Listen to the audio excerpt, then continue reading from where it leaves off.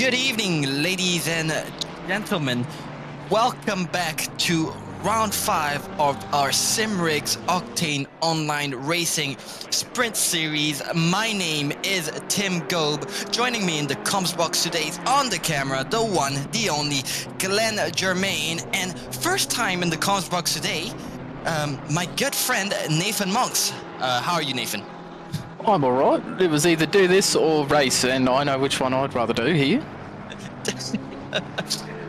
Yeah, we all know Valencia, not the most popular circuit, but as we see in Split Yellow, it is pretty packed with, I think, 33 cars on track, as they're currently out for qualifying, as we're currently watching Pip on her out lap as she goes around the final corner and will start her first flying lap of the day. I'm expecting it to not be optimal track conditions. It is 17 and fast, so it'll probably be a while until it's optimal, but we'll probably still see Pip pull out a 29 sometime. Even with fast conditions, I reckon with the pace she's been having throughout this season, she will probably be able to do a 29 even on fast conditions. But with that many cars on track, obviously it's going to go optimal really, really quick. Yeah, only 5 thousandths. So they've done their first lap with, obviously the tyres aren't going to be perfect, but still only 5 thousandths of a gap. So that's pretty fantastic. Steve Ty there pretty close at the third as well. But yeah, looks like the positions are evening out fairly well for classes. Although Pro-Ams are all above silver right now, which is very strange. I think it's just first lap shenanigans. Like I said, tires aren't up to temps yet. We'll get our definitive times. Usually on the second lap is when you really start seeing proper pace. But I've heard that a lot of people actually haven't been practicing this track, and what might be happening here is a lot of these silver drivers perhaps decided, no, I'm going to do the race, but I'm not really going to put any effort into practicing and learning the track. But yeah, talking about Pro-Ams and all that kind of shenanigans, a couple promotions in the field, knowingly in Sprint Yellow, Ivan Lee, who's been talked about a lot in the past, seeing the pace he's had as an AM driver. He's now a Pro-Am driver, so good on him on this one. Another one following him will be Terindo Atanayake, the number 2 Aston, also being promoted up to Pro-Am. And we also have Aaron Lee. Aaron Lee used to be silver. I think he voluntarily upgraded himself to pro, seeing that he had the pace to fight for the top 10 with all these other pros. So good on those drivers for stepping up. Yes, props to them, especially Lee, for volunteering to be jumped up. Didn't want to try and go for the silver championship, just decided, you know what, I'm going to send it with the top fellas. And currently in 9th, so he's doing pretty well for himself. We've already seen a few traffic incidents, some blue flags maybe, and some suboptimal laps, but for the most part, not seeing too many yellows, as 695 flips to yellow. That's bad timing. Looks like they're just resetting. 6 minutes left in the quali, and we do have a 29. So, fast conditions, never heard of it, just going to do a 29 anyway. Yeah, like I said, if we're going to see one driver do 29s in these conditions, it would be Pip, and she has managed to do a 29.97, the closest one being Glory Babby, which is 4.5 tenths behind, and 4.6 behind now, as she sets another fast lap. She pulls over, goes back in the pits, and might go back for another one. It looks like she is messing with her car setup, so yes, she is indeed going out again for more laps.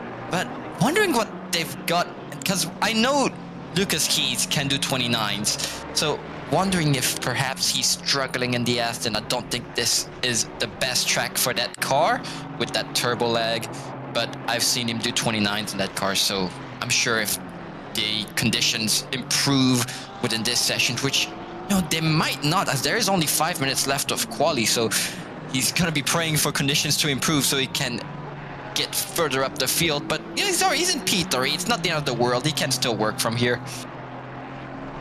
It might be going on the cusp of optimal now as well, but I think you're onto something with that Aston comment, because I'm pretty sure I remember a certain someone switching to the Aston and regretting it almost immediately. I wonder who that is.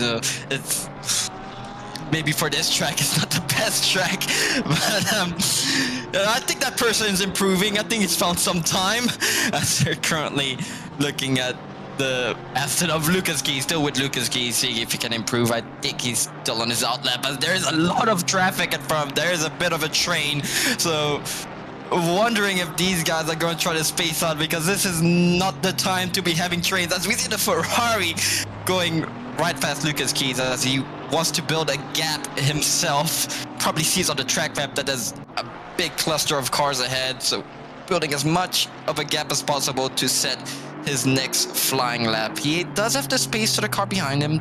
That is the number 2 of Atanayake coming on his 6, and he's decided to go now. There looks to be a car pulled over on the straight, but it looks like they've gone back to pits, so good on them.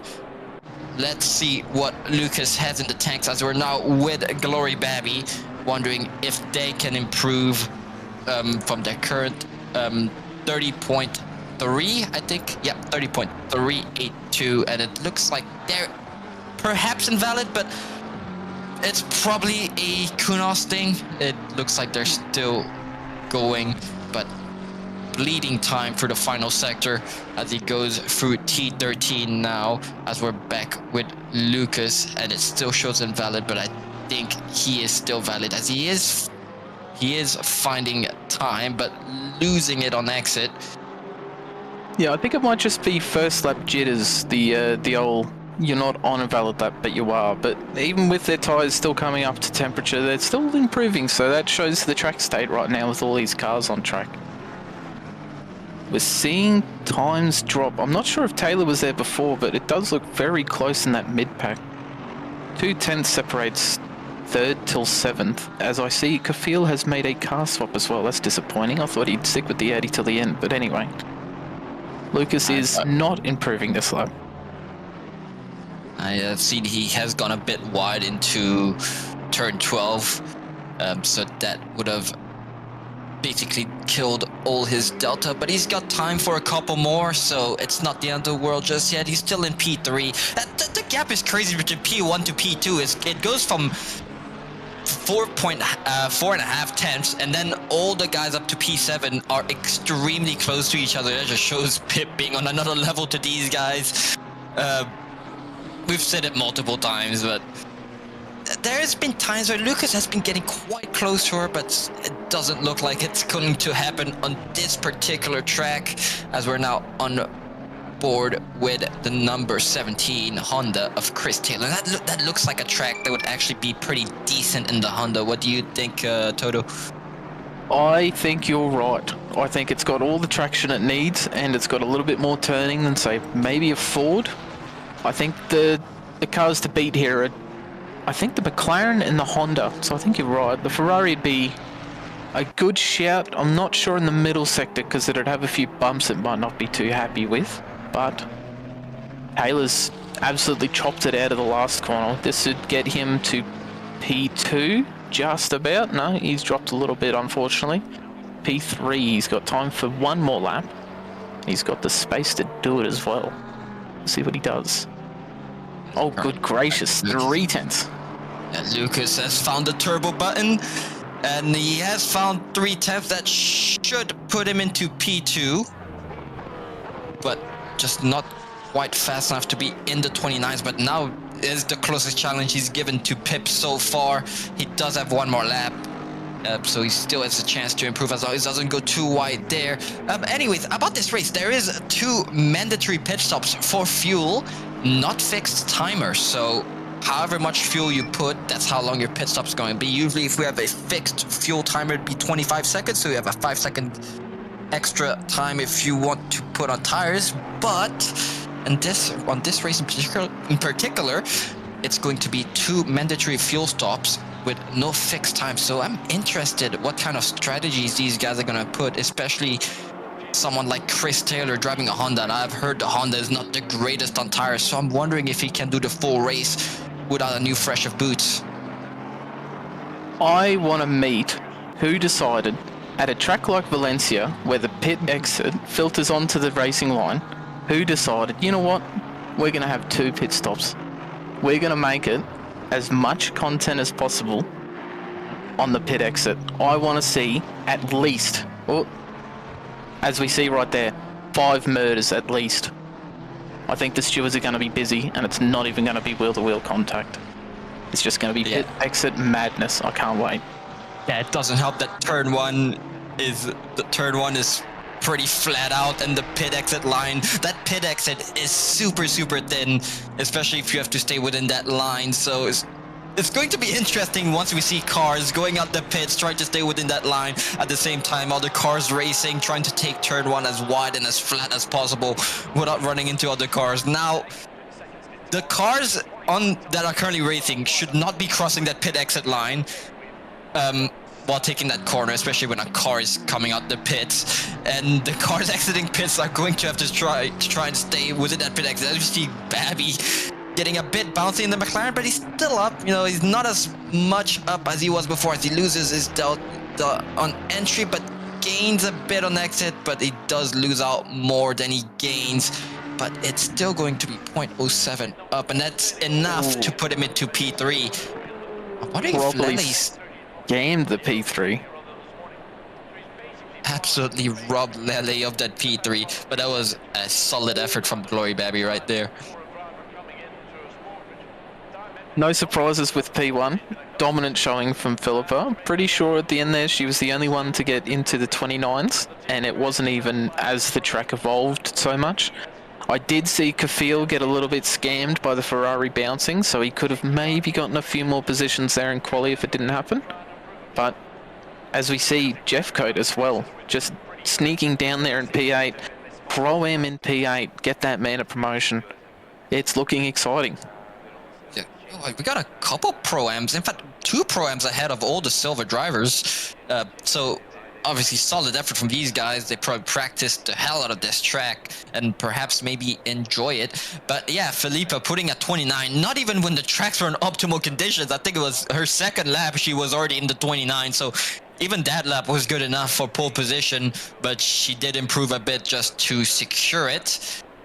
But yeah, dominant qualifying from her, closely followed by Lucas Keys. Lucas was, again, really close to just not close enough to jump her for P1, so he will have to do with a 30 point, I think a 30 flat, as we're currently going down the grids, watching all the fantastic liveries made by our dedicated members in OR. Tell you what, Lee's got a bit of a psychedelic one. That's middle of the grid. Oh, hello, we've got a texture missing throwback for the old Counter-Strike days. That's all too familiar for some old heads around here. And we've got John Deere. I thought that was Jim's mowing there. I got excited. And we zoom off into the moon.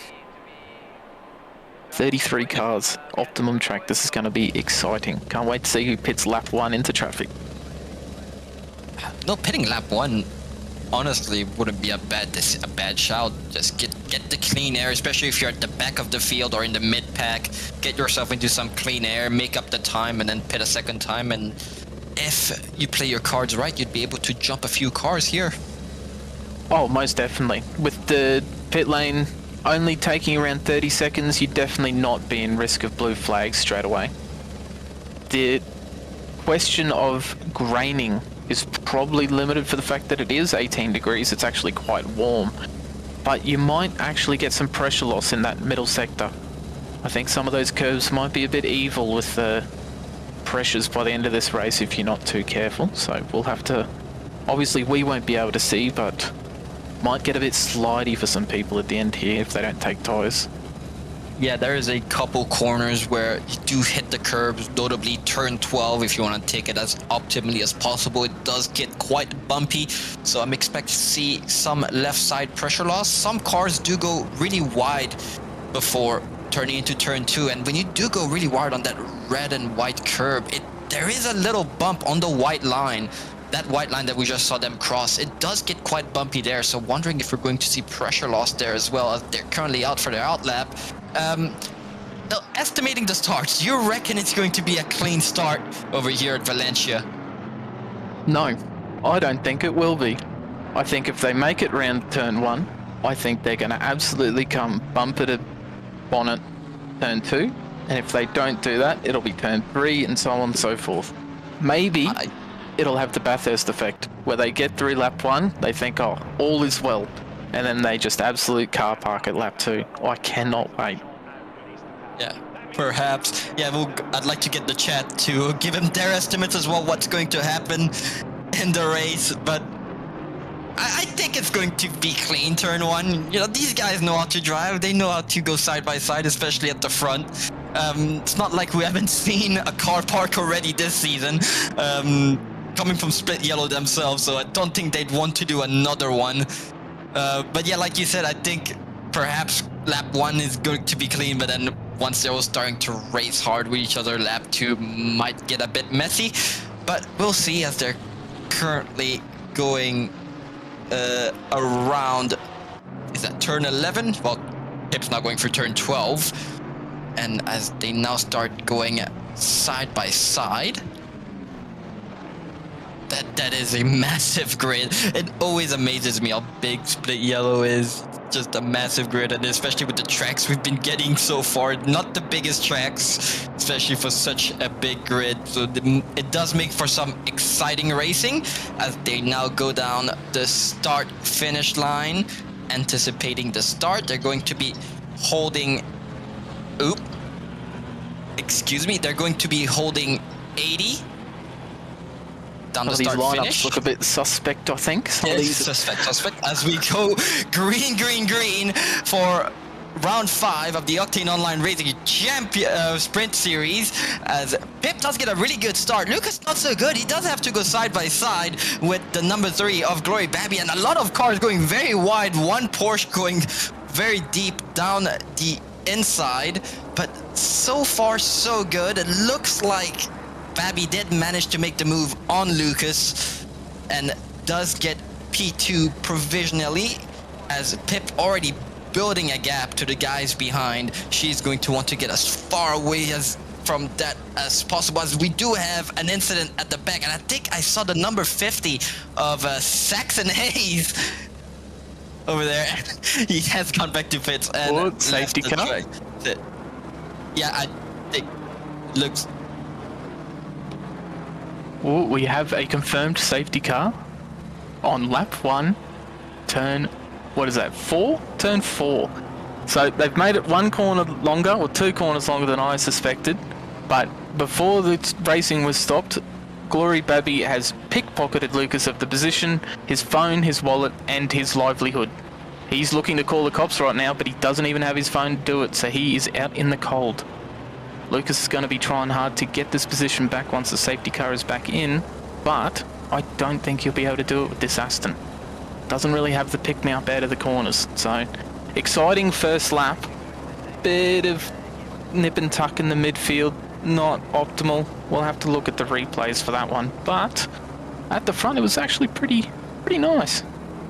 It was pretty clean at the front. Now Felipa has the pace, and she does start going now. Now these guys won't be able to pass each other before they cross the start-finish line, so whoever's ahead of you, they're going to have to stay ahead of you until you cross the start-finish line. But looks like Felipa had a pretty good jump there from Glory Babby. And let's see what Lucas can do to catch back up to that McLaren. Now McLaren, extremely strong car there, so it's going to be a bit of work before Lucas manages to make a move on Glory Babby, but I reckon that he's going to be able to do it, as we do see a couple cars deciding to pit now. Not a bad shot, especially with that safety car. That field is really condensed with each other, as basically have one massive train, a smaller gap, a bit of a gap at the rear, but pretty much everyone's one behind the other. So it could still get messy over here. Let's just cross our fingers and that it stays clean. Yeah, it looks like with all those collisions, there wasn't a lot of damage that people needed to immediately pit for. Potentially 2 cars, but even then they've come out of pits fairly quickly, so it doesn't look like it was to terminal, so they might still be in the race come later on because they're in clean air now. We'll have to keep an eye on it and see how they go, but Appreciato's hunting down Yao right now. The old Ford v Porsche. Let's see if he can get him on the straight. My guess is the Porsche is going to oversteer in the brakes and then die. No, he's done even better. And this is where the Ford just puts his foot in. I wonder if that's... And Yao decided to go in the pits last second. That was a bit sketchy. But you see a couple more cars deciding to pit now, get themselves into some clean air. It looks like we are starting to see gaps and little packs form throughout the field now, as we're still on board with Appreciato. Looking like they're now going to start hunting the number 6 of Brian Kong, if I am correct. But Appreciato so far, P2 in Pro-Am, Jeff Code way ahead in P8. So far solid effort from Jeff Code, kept it clean and holding their positions, but they are going to have to watch out for the number 62 of Aaron Lee that is closely following behind. So if they're not too careful, they might lose a position here. Yes, Jeff Coates doing well so far. He seems to have held, he definitely has held position from the start, even with all that carnage. He's even pulling away from Appreciato, it seems, so he's in a very solid position for this Pro-Am win here. Just as long as he keeps it within track limits, but he looks like he's doing an impeccable job right now. Doesn't even look like Lee is catching him so much. As up front as well, Pip seems to have pulled away from Babby a little bit, so he's not enjoying that slipstream anymore, but Lucas is still up his exhaust. He is holding on to dear life here and making sure this McLaren is working its tyres solid. So we might even see some exciting tyre wear by the end of this race as the Aston drives around him. Yeah, it looks like that there's an exciting battle for P2 shaping up here. Looks like these two are really pushing now. And Lucas, the gap's staying the same. He's not pushing him too hard, I don't think. It's only been 6 minutes of the race. There's still 54 minutes. They still have to look after their tires. So I reckon he's just gonna take it easy, stay in his slipstream, and perhaps try to pull away from that Honda of Chris Taylor, which is currently 1.8 seconds behind. But we have a replay right now of the incident. It looks like, yeah, the Ferrari just rear-ended that number 50 Audi, and it just caused the entire field to pile up. So I reckon that particular Ferrari is going to get a bit of an invoice for that one. That was a little bit naughty, but what's happened is we're back in the battle for P2. Yeah, I'm pretty sure the stewards are going to drop a piano on one of them. There might be a few for ignoring yellow flags too, as Lucas goes very wide on the exit there. I'd be surprised if he doesn't get a warning. I am not good at these track limits, but I'm pretty sure you can't do that on the last corner. But he is in no position to overtake. He looks like he's just sticking with him right now, making him work for everything. Slipping into a rhythm, making sure not to make mistakes, but track limits will eventually play a part, I imagine. That battling, you know, there's even with that battling they're doing, they're still pulling away from Chris Taylor. Chris Taylor now 2 seconds behind. So even with them fighting this hard with each other, they're still pulling away. So this is exactly, well, maybe not exactly what they want. I know it's exactly not what Chloe Babby wants. What he wants is to not have Lucas behind him and he can just cruise for a P2 finish. Well, ideally P1, but realistically P2. But with Lucas behind him, he's going to be really feeling the pressure from that Aston. And perhaps that's what Lucas wants, pressure him into a mistake and jump him for P2. Yeah, this may come down to who has the fuel to go long and manages to get out not in traffic.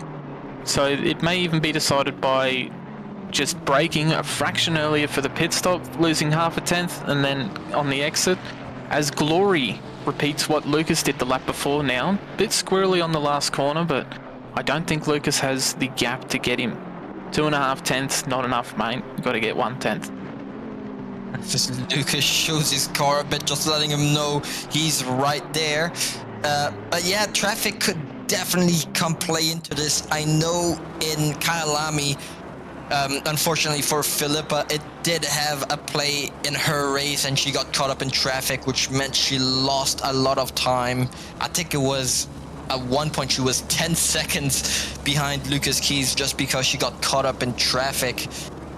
So it's going to be very tactical to how these guys at the front pit, because especially with the pace differential, they do not want to be getting into traffic, especially on a track like this where it's pretty difficult to pass, which is most likely one of the reasons why there is 2 pit stops on this particular track. But passes can be done, obviously. It's just going to be a bit more challenging than other tracks. Ooh, as we see our first penalty come through, 15 seconds for Kong. I imagine that was for the lap 1 incident. Could be mistaken for that one, but yeah, 15 seconds bonked on top of him. That'll put him currently down very far. I'm not doing maths, so he's gone down quite a bit. Let's say 1 million positions. So he has gotten a very hefty bonk from that one. 992 coming out of pits right now. Will they get lapped? Oh, no, they're safe. It may catch them in the next few laps though. So blue flags about to play their part in this race, I imagine. That's exactly where they don't want to be. I think, not even the next few laps, I think they're going to start seeing that blue flag this lap with the pace she has. Look, if you look at the gap she's built already to the guys behind, that's a pretty significant gap for only being 10 minutes in this race. So I reckon that 992 Porsche is going to be seeing the blue flags on this particular straight right now. She's ever so slightly closing in on them. Chris Taylor in P4 as well on board right now. He seems to be comfortable right now, but still ever-present tie in the background, just 1 second away. And got a little bit of a train right now. If this was F1, they'd all be very angry with each other because they're not within DRS, but keeping fairly close. So all the way down to P11, pretty much a second gap, except for P2, of course, but one mistake away and you're losing multiple positions. So pressure is always on. There's no time to relax here, as we do see Pip gets the blue flag. Hopefully she wasn't impeded, but that looked like a pretty clean release. Yeah, that was pretty good. Another car exiting the pits right now. Not getting blue flagged by Pip, but going to get blue flagged by the other 2 fighting at the back. It looks like they're exiting the pits exactly as those guys are going for T1. So as we see that no texture, BMW has had to go very wide to let these cars through. And it looks like Lucas perhaps has gotten the better of that and has managed to jump to P2. And wondering what has happened there, because I'm pretty sure going down that straight, Lucas was still behind the number 3 of Glory Babby. So I'm wondering if that BMW exiting the pits has had a say in what has happened with that battle for P2. If that's the case, Glory Babby would be spewing right now. He was comfortably holding, well, not comfortably, but fairly consistently holding Lucas up. I don't think Lucas was much of a shot until maybe later in the race, but yeah, it looks like Glory may have had to let off in the first corner, and it's just given Lucas a gap. Pull the old Mika Hakkinen on a blue flag. Look, that's exactly what we've been talking about earlier, how that pit exit is just so tight and it goes out right into a fast left-hander. So it definitely has had a play so far to what's been going on in this race, as we do have a replay of what's happened. So yes, Lucas was indeed behind Glory Babby down the final corner. It looks like he does go side by side, so it looks like he's had a better exit. Yeah. On pace alone, maybe. Nah, you see that BMW looks like did perhaps get in the way, but it doesn't look like they had a say in that battle. Nah. He ran off. Oh no. Get out of their way. Forget all I said about the blue flag. Lucas has just had an absolute screamer of a last sector and set him up piecemeal to overtake him. That was as textbook as they come, right there. Yeah, the That team is saw them. a visual representation of send it. I'm almost disappointed. I thought I was going to be vindicated only 10 minutes in. I don't know what to say now. It's good on the BMW. Obviously, they did not have to move out the way for them. They did not have to go off track. Obviously, they did the polite thing, especially since they were blue flagged. Yeah, it's in a way, it's the moral thing to do. Let these guys battle. It's not your fight. As they get blue flagged by the Honda of Steven Tai. So far, that BMW just letting faster traffic by, very reasonably. He's not impeding. He's moving out of the way on good spots, so good on them for that, as we're currently looking at Steven Tai, currently P5 and 1 second behind Chris Taylor. Steven Tai used to be in the Lamborghini. Looks like they have swapped to the Honda as well, so that is interesting to see. From a car that doesn't have any straight line speed to another car that doesn't have straight line speed but also wants to murder you. So we'll have to ask him sometime what his thought process is. Maybe it's just his first love, absolutely loves the Honda, or maybe he's just wanting to hurt himself in some way and we need to check in with him.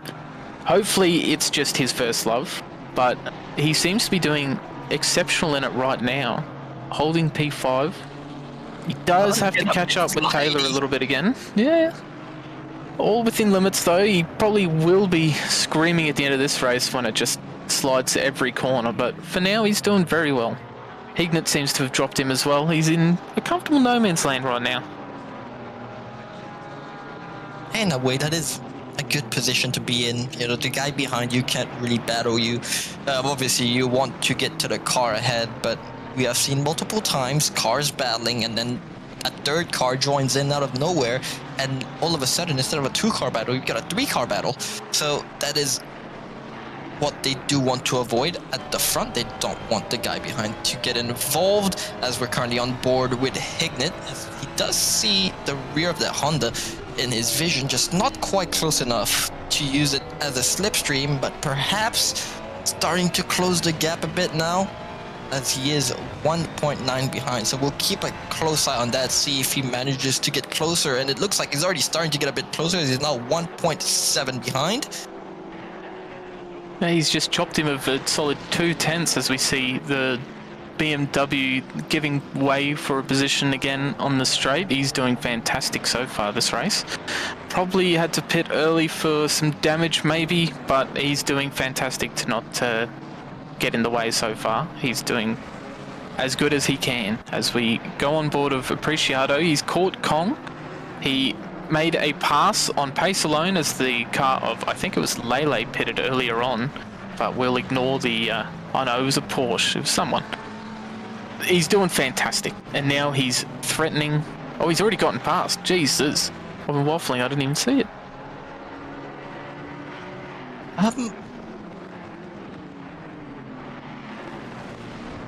Yeah, so these two Pro-Am drivers at the front are definitely flying out there, as there is a couple of the pros already gone for a pit stop. As we see the pit numbers on the left, looks like there's a few cars now that only require one more pit stop. At the front of the field, they've not come in yet. They're going to come in much later, I reckon. Perhaps trying to put a gap and not go out in traffic. As where is P2 and P3? Oh god, it looks like Felipe just massive gap to P2. 7 seconds already on Lucas, and it's not even been 20 minutes in the race yet, so she is flying. Lucas not quite in the clear from Glory Babby. Glory Babby still managing to stay within that 1 second gap. It is a bit of a bigger gap than what Glory Babby had to Lucas, but still not in the clear, especially against that McLaren. So I think that battle could go on to the end of the race. It could be perhaps an end of the race heartbreak for Lucas, and just success for Glory Babby. So he's not giving up. He's still trying to keep up with that Aston. So we'll see what happens to these two as the race progresses. Perhaps maybe Glory Babby going to try to undercut Lucas. So anything could still happen there. Definitely remaining an ever-present threat in the rearview mirror. I have to go back to Apreciado though. He's had a dream run so far. Every car he's come across, he's either overtaken within a lap or they've pitted and gotten out of his way. They're just parting the seas for him at the moment. He's up in the top 10 now. That's courtesy of a few pit stops as well, but he is doing fantastic. Jeff Coates from P8 to P7, I think that was because of either Lele or Slade pitting as well. But we do see a yellow in the middle sector, but they are moving again. That is Brownette. Seems to have had a little bit of a slippy, but hasn't lost too much from it. It's perhaps the intimidation factor of the Ford, especially when you're in a small car like a Porsche or a Ferrari.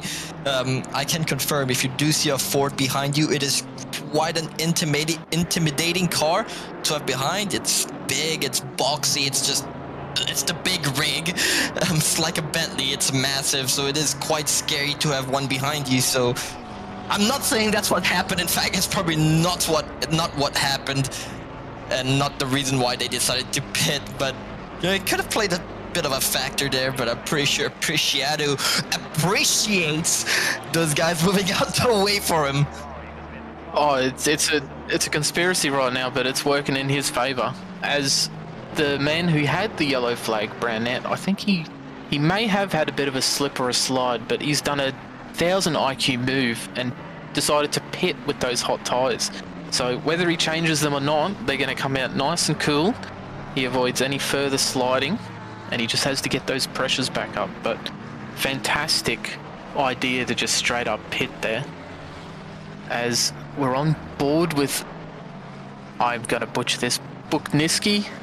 He's doing fantastic right now as well. He's hunting down Wood in the McLaren.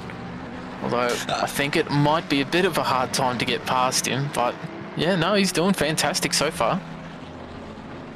I think it's pronounced Buczynski, Nathan. Buczynski. I will remember that. I am sorry. It's okay. It's a bit of a tricky one to pronounce. We've all had trouble trying to pronounce it. I think it's Buczynski. But as he's currently hunting down the number 620 of Wood and getting ever so slightly closer to that McLaren. The Ford seems to be pretty strong here, surprisingly.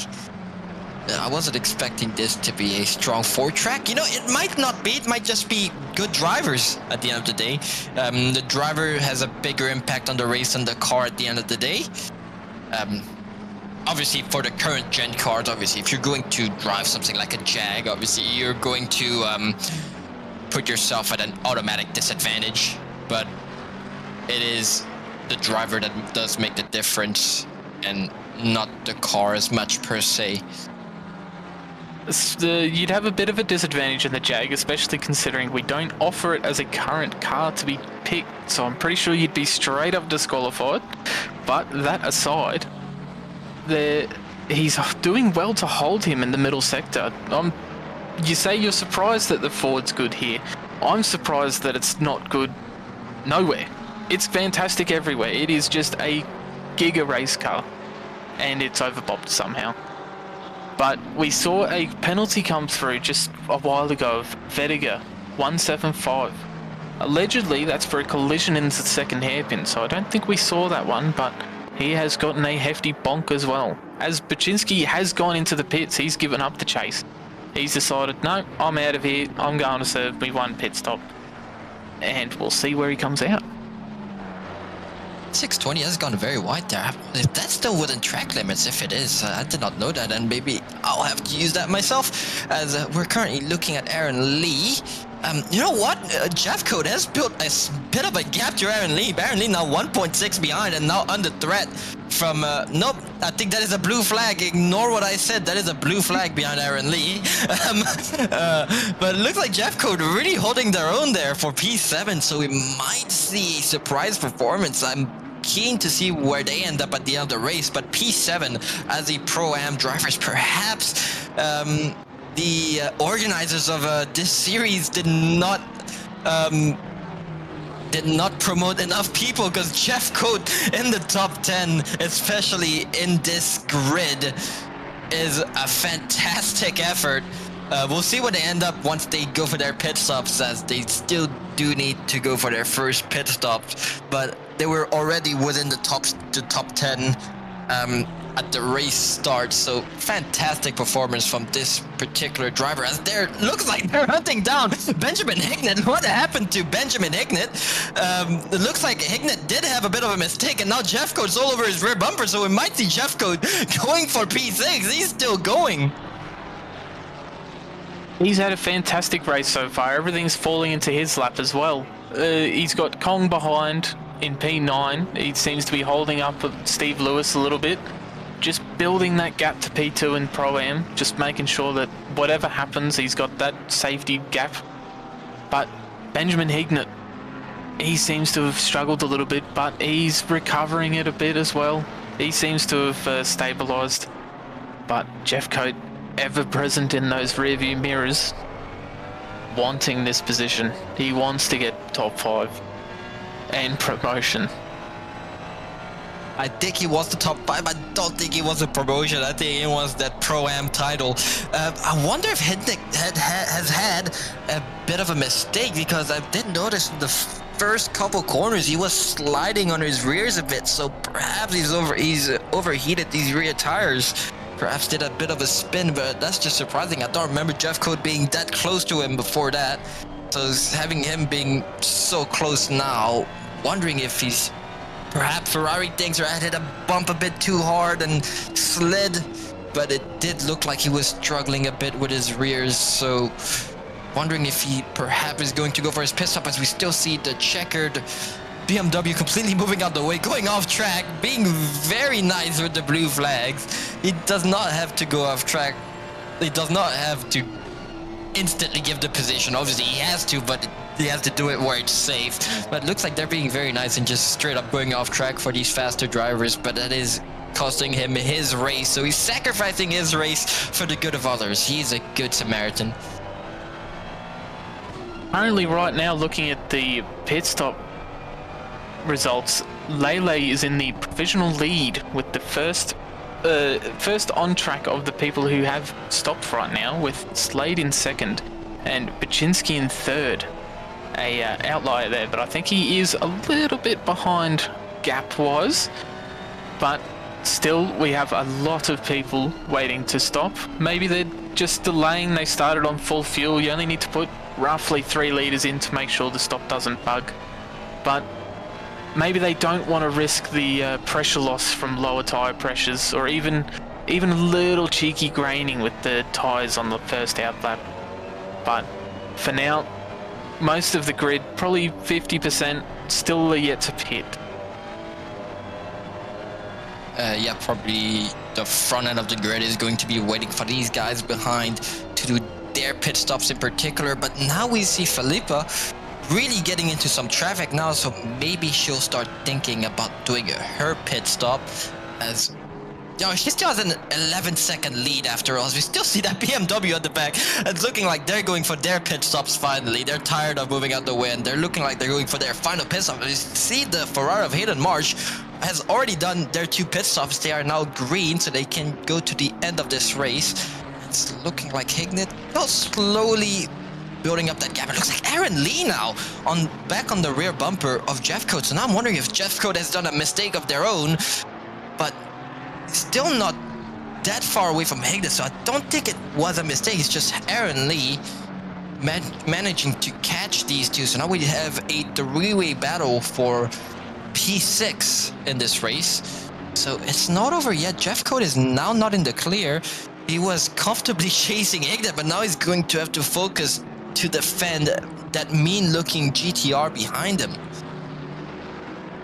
Yeah, never a good thing to see behind you. They can somehow pull a 6/10 gap from thin air like they're a magician. I've seen it happen, and I don't want to talk about it.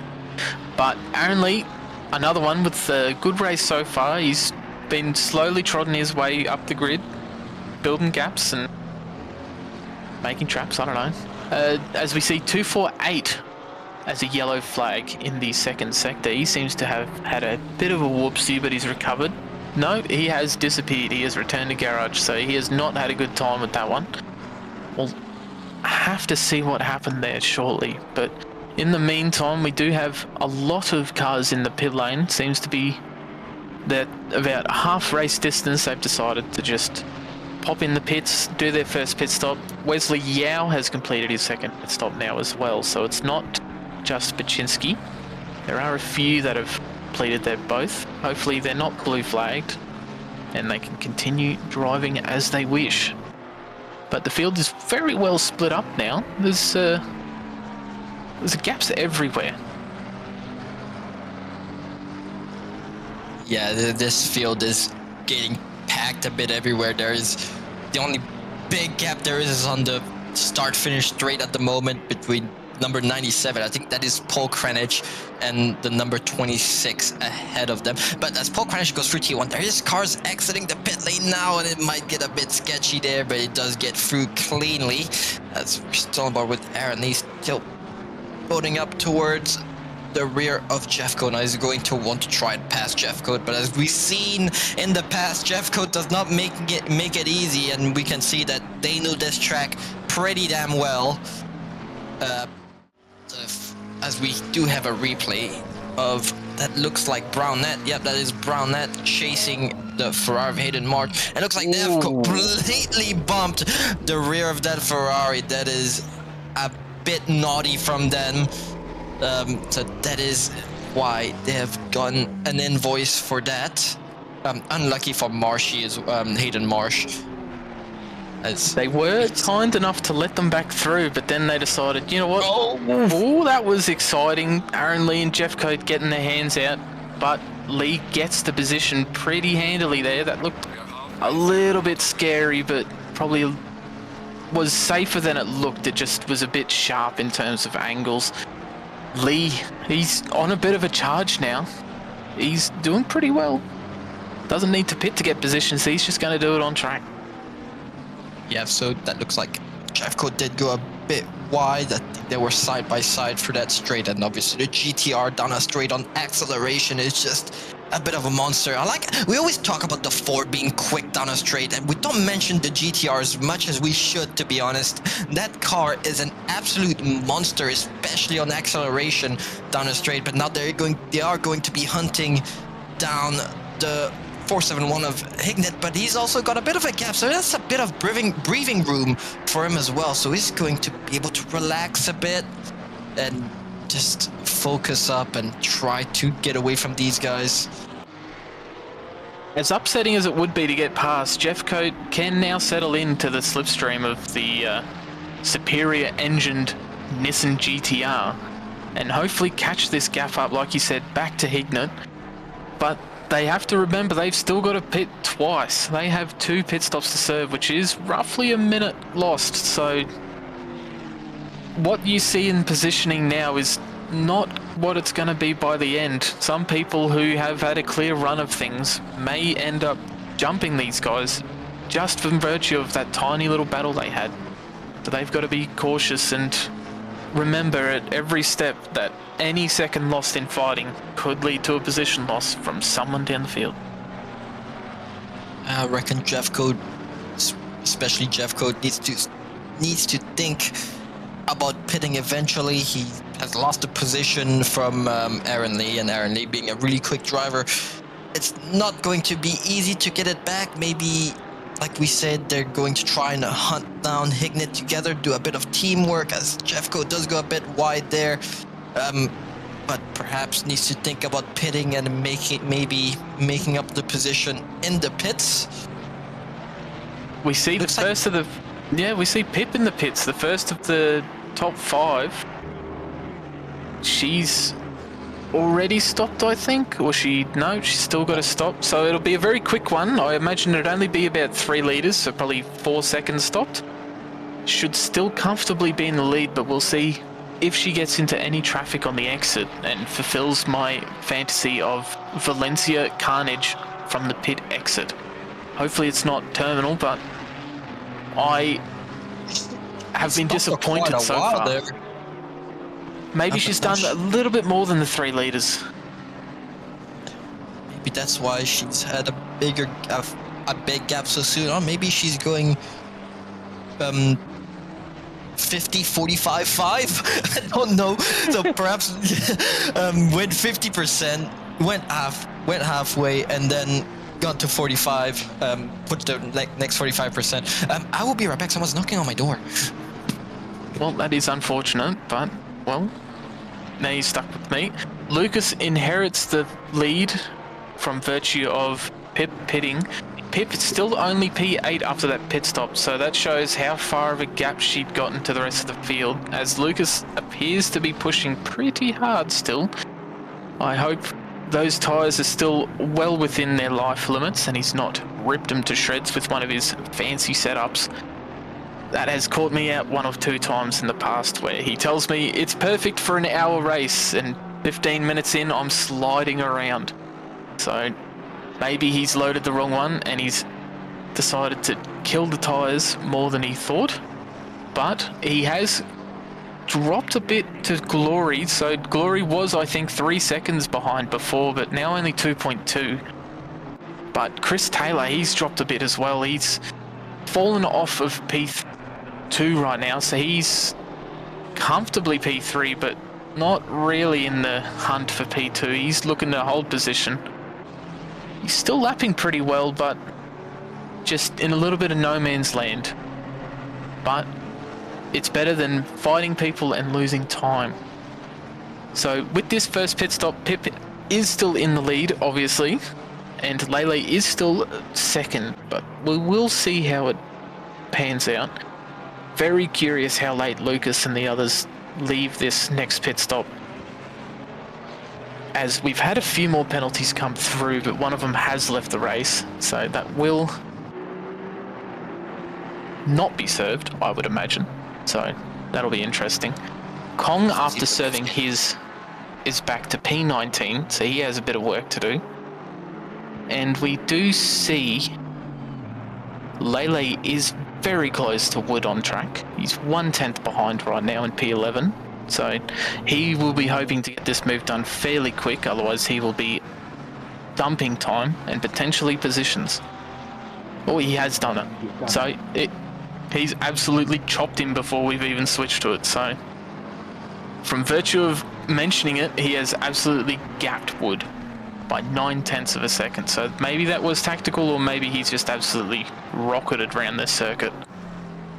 It looks like Buczynski might have a bit of internet issues, as we see the bar next to his name is completely filled and completely red.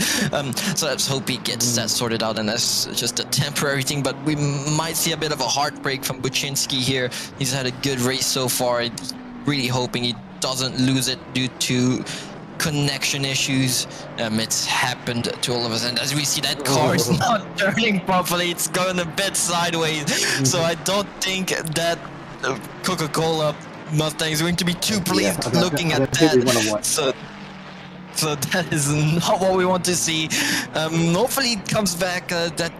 That's not what he wants, and let's see what happens to him. As we're currently with Kafil Slade, currently in provisional P12. Now it looks probably provisional P12. Probably going to jump a couple cars, because a bunch of cars did not go in the pits. So perhaps going to jump Lewis and Wood once they go for their pit stops.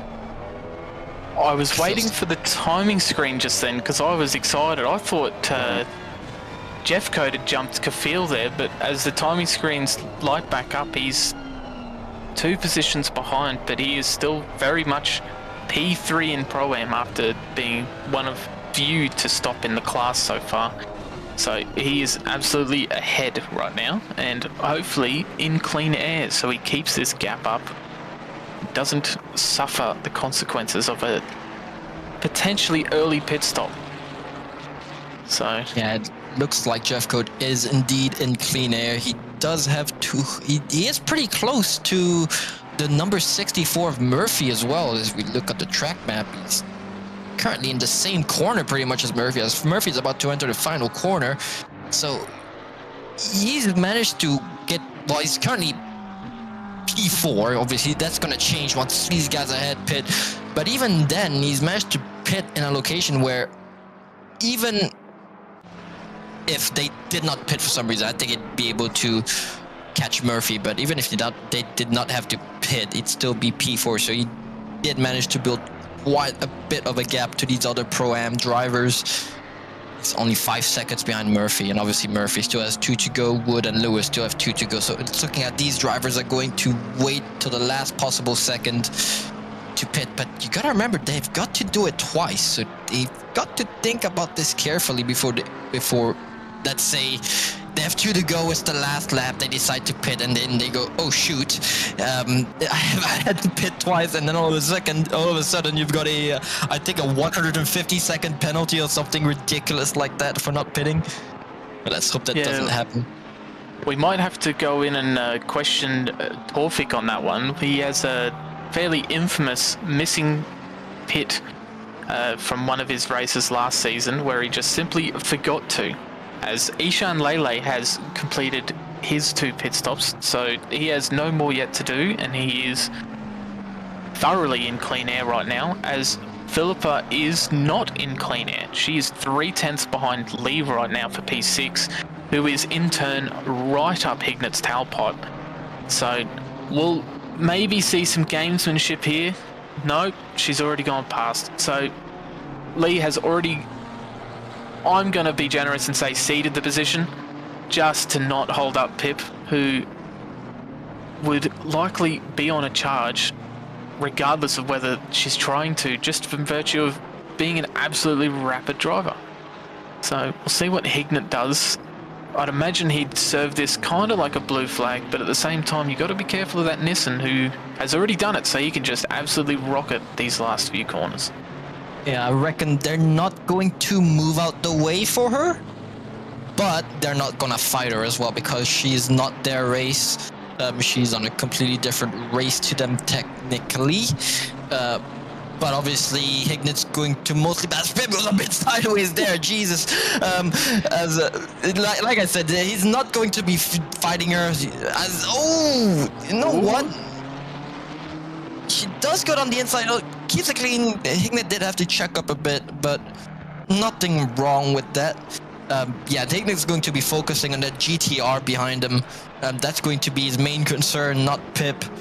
So he's going to be saving his tires and try to stay ahead, and perhaps maybe even using her in a way to keep that car behind. If he can keep Pip behind him, that means the GTR will have to stay behind Pip, and that just gives a bit of a gap. Now that's just me thinking out of the box. That's probably not what he was thinking, but it's fun to think about these things. Tell you what, I reckon Lucas was frothing at the mouth a little bit there, hoping not terminal damage, but just a little bit of time waste. Maybe a little bit of Sergio Perez, Abu Dhabi, some flashbacks there for some people, but he had a 10 or 11 second gap to Pip before she pitted, so it's possible. It's extremely unlikely, but it could always happen. All you just need is a Minister of Defense to formulate their plan, and it can happen. So we'll have to see after Lucas pits what the gap is, but Babby has caught 2 seconds on Lucas in the past 5-10 minutes. He is back in this fight. Lucas is not so much looking for what the gap is to Pip, but how to get this damn McLaren out of his mirrors. Because we did see he had a pretty healthy gap to that McLaren, and all of a sudden that gap is completely closed, and now that McLaren is clearly in his slipstream on his rearview mirror as he does slide a bit there.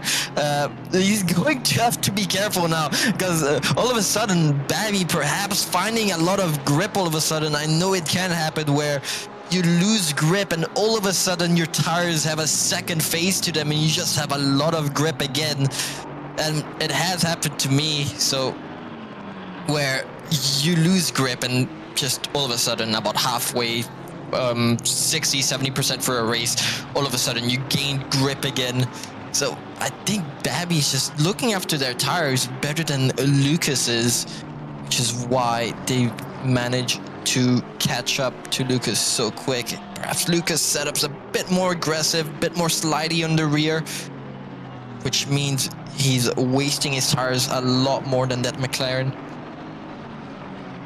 Yeah, the McLaren just has that benefit in that middle sector of just being able to get absolutely fantastic acceleration, where the Aston, through having a turbo, might have a little bit of a deficit, but definitely now it looks like the McLaren has the edge on the tyres, which is the opposite of what I thought coming into this race.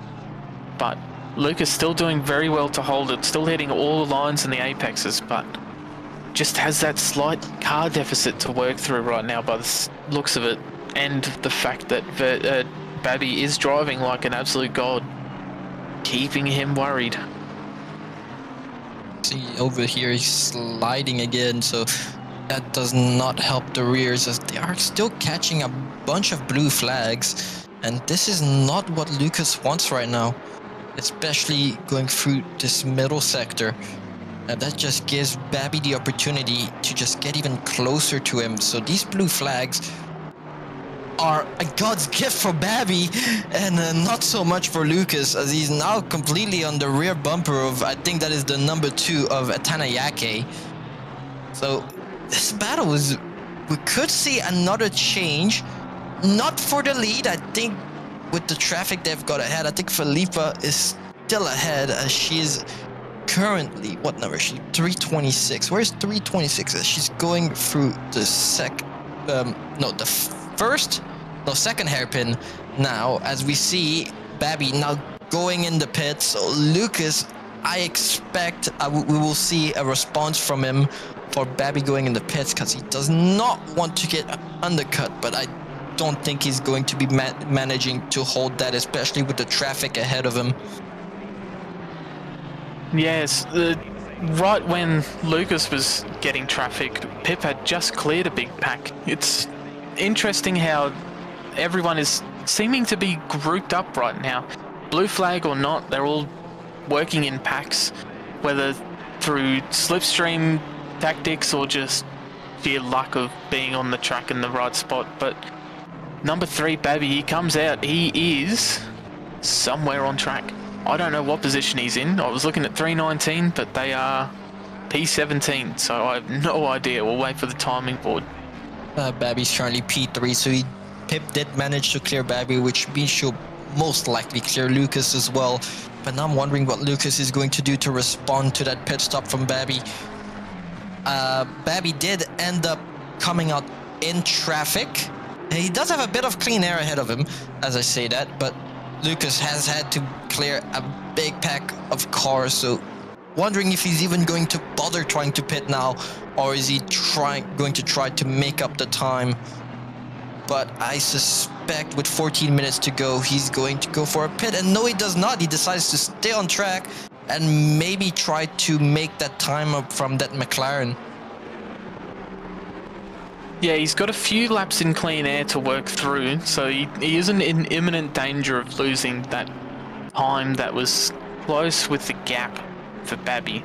So he does have a bit of time to play with. Chris Taylor, he's in the pits now too from originally I think P3? No, P4. So from P2, see where he goes. Probably just behind Babby, but interesting to see how it goes, as Lucas is approaching car 97, Paul Kranich, who hasn't done a pit stop yet either. So we'll see how it all plays out. One thing I've noticed about Paul Kranich, he likes to leave it till the very end before he does his pit stops. That is what he likes to do, but he's not going to impede Lucas at all. I reckon he's going to move out the way within these next couple of corners.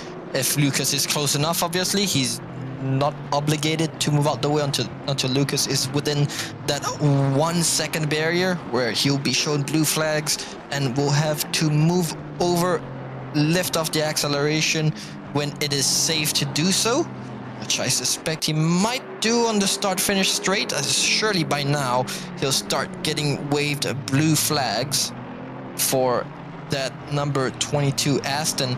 And yes, they do indeed move out the way and let Lucas through, so that's good on Kranich as they now slip into the slipstream of Lucas, but that was very good from Kranich to move over. So yeah, now Lucas has a lot of clean air ahead of him, so he will be able to find some time there, especially if Babby ends up in a lot of traffic. Yeah, looking at the track map, he's coming around the last corner now, and there is 5 cars ahead of him, perfectly spaced out so that you can't really get 2 in 1. So he'll be hoping their pace is not so bad and doesn't catch them in the wrong area, because you catch them in the wrong area, they can do everything right. You could still lose time. It's just how this track goes. I love Valencia.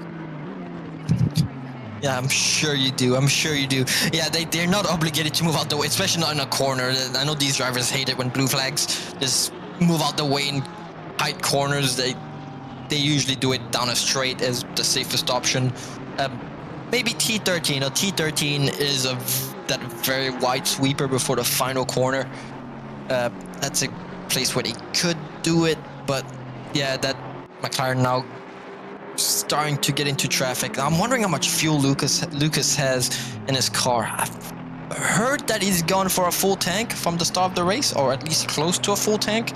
It's just going to do 2 splashes basically. Ooh, exciting development. We do see Wood has pitted, and by the timing screen so far, he is still ahead. I could be getting duped right now with another one of those fancy timing boards, and I definitely have, thank you. So Jeff Coates still does retain the lead of the Pro-Am. We're waiting to see the gap so far, but he is still pulling in a solid race. Not a foot wrong by the looks of it so far, and it's just trotting along to his own pace. There's a lot of cars in the pits. I think Lee's in the pits as well, so we'll see if he can catch back up to Hignett through cleaner air, or maybe even cooling those Nissan tyres down, bit sliding, as Steve Lewis as well, who was in the lead, has pitted. Maybe fighting Jeff Coat, I'm not too sure. I don't think he had the positioning before all the pit stops, but very interesting to see how Pro-Am ends up as well as Pro. Did Aaron Lee just instantly got his pit box there? It looked like he was barely stationary. I hope he hasn't done what the minute. Nah, it does look like it did clear 1 pit stop, so it did clear. It looks like he only put in as little as he needs for his pit stops, because he was stationary, well, barely stationary at all. Maybe a second or 2, but instantly went back out after that. So good pit stop from him. Was a very brave man to risk the ire of Kunos. Definitely agree, but you know, if it does work, if it doesn't bug out, you can gain a bit from there, but it's definitely a big risk, especially so long into the race with 8 minutes to go. You don't want to lose all your effort in a race. I know it's heartbreaking. It's currently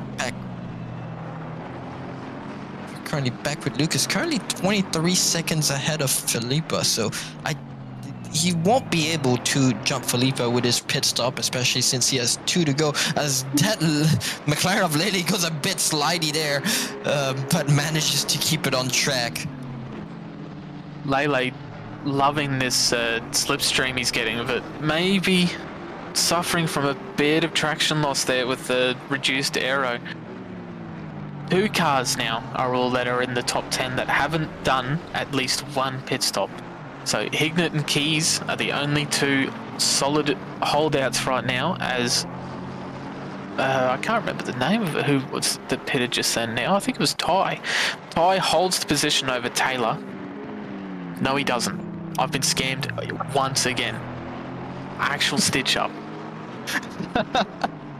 I see Lucas still stays on track. I'm wondering what Lady's gonna do here. I wonder if he's going to try to unlap himself, because I know Lucas has lapped him, but Lucas still hasn't done a pit stop. I'm wondering if now Lucas might be impeding Lely, because it looks like Lely might have a bit more pace here, so he might be kicking himself, especially if he has more pace. But what I'm looking at is that gap between Lucas and Babby. I'm wondering if Lucas is going to be able to jump Babby, as Babby is now going down the start-finish straight. Lucas is entering, I think he's entering Sector 2 now. Just give me one moment. Yeah, he is entering Sector 2. Oh, he's in Sector 2 now. He's halfway down Sector 2. God. As we see...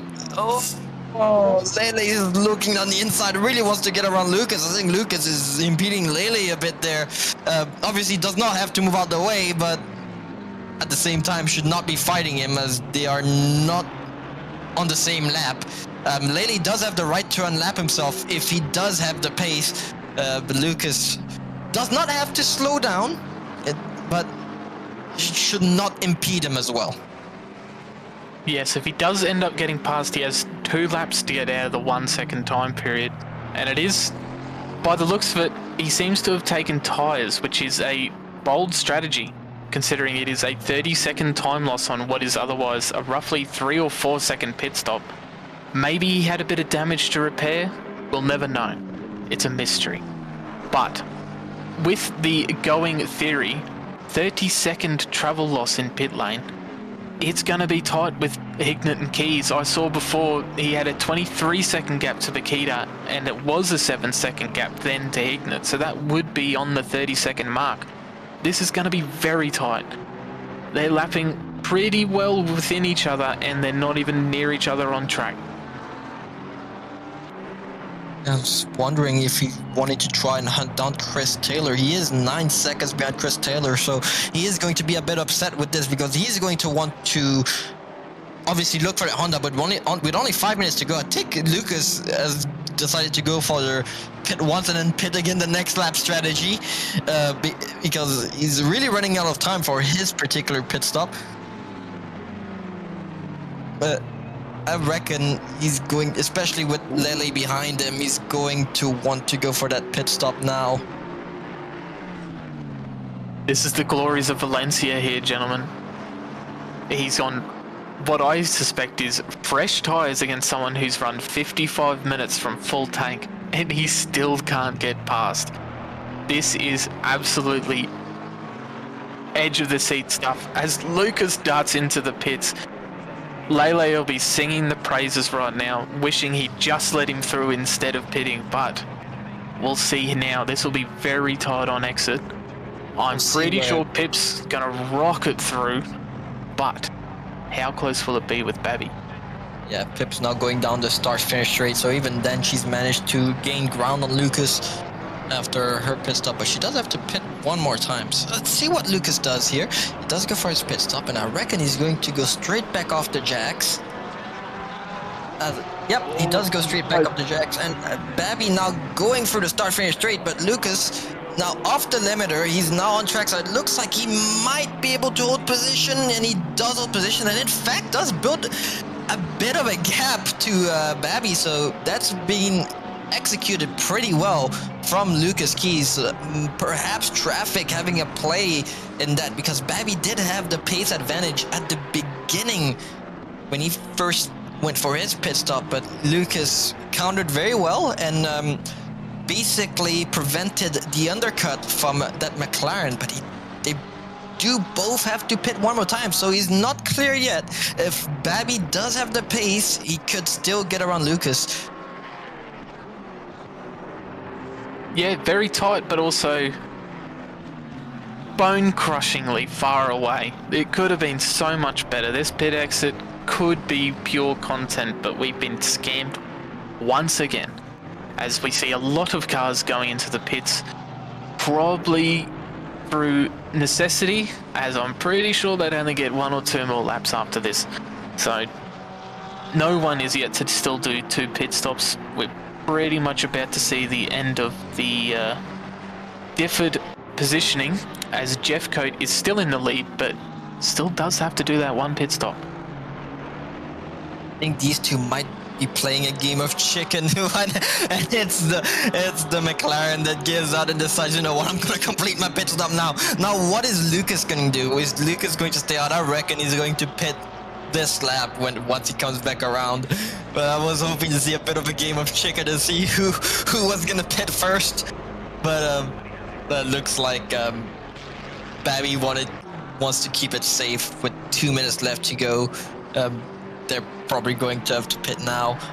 I think Lucas most likely going to come in this lap. There is a car ahead, so let's just hope he doesn't catch that number 47, because if he does end up getting impeded by that car, we're most likely going to see Babby jumping Lucas for P2 here.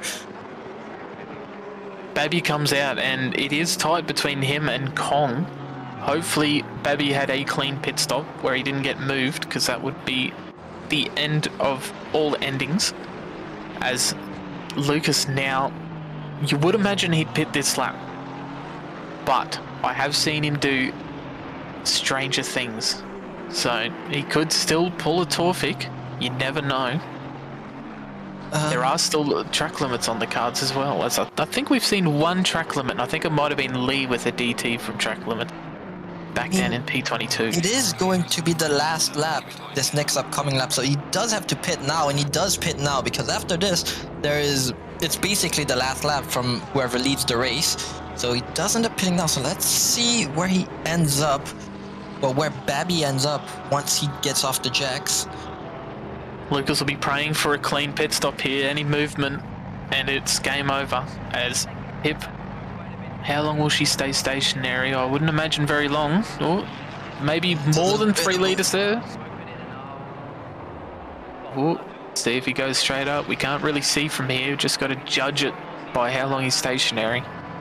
That looked pretty clean. Good one. Where is Babby? Babby's in that pack. He's in the back, going down the pit straight right now. And Lucas still does manage to stay ahead. I think that's due to traffic for Babby, so that is unlucky for him. But he'll still manage to hold P3. No, still one more lap. You know, you never know what could happen to Lucas. Perhaps he might wreck the car and Babby will get a glorious P2 finish. I'm guessing that's what Babby's praying for. That's all we can pray for now. But knowing Lucas, he's a very clean driver. Most of the time keeps it on track. Let's not talk about the Nordschleife. But apart from that, he is pretty good at keeping it on track. I've never really seen him crumble under pressure. So Babby's only hope now is Lucas to do a giga mistake and basically pass him where he's off track. All this excitement over P2, but we're forgetting Philippa with the purple lap from the very beginning of the race is now coming around the second last corner. She was never in doubt, never had to defend, and just absolutely flogged the rest of the grid. And now she's coming in to cross the line with a resounding 14-second gap for P2. And only a second between these two. They've been pull and tug for the whole race. They've been very close, very far, and still to see a second gap at the last lap after an hour is pretty fantastic. It's fantastic for Babby, especially. Lucas is no slow operator. He's very, very quick. So the fact that Babby could even challenge him for P2, he's going to be, not super happy. He probably thought he had the P2, but he's still going to be happy to be able to stay beyond Lucas. And it might be a sign for him that he is improving with his pace. As we see the rest of the cars, looks like Chris Taylor will hold on to P4. And Kefil Slade will get P5. Lele will get P6. I'm wondering if Lele actually went for tires or just had a sudden gain of grip. As we have Hignett with P7. Aaron Lee does manage to pass Jeff Code with P8, but Jeff Code in P9. And you know what? Steve Lewis in the top 10 in this grid. I wonder what happened to Steve and Ty here. But Steve Lewis managing to get in the top 10 as a Pro-Am driver. Good effort on these two. No, it's no easy task to get a top 10 in this grid, so they're going to be really happy with that result. But yeah, Silver's in P12. Come on, guys. Making us look bad. No, fantastic drive from Jeffcoat there. Never really in doubt, even with all the curses I was flinging his way.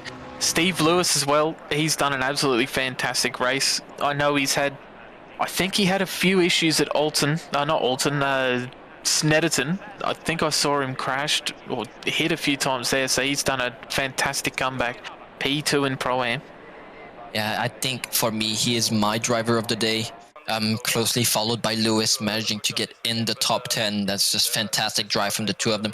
So, anyways, overall result, it'll be Felipe for P1, followed by Lucas Keys in P2, and Glory Babby will close off the podium position in P3, followed by Chris Taylor with a P4 finish, Kafil Slade in P5, Lely for P6, Hignett in P7, Lee in P8, Jeff Code P9, and Lewis closes off the top 10 for this race. In silver class, it'll be Wesley Yao with P1, Perkins in P2, and Kong in P3.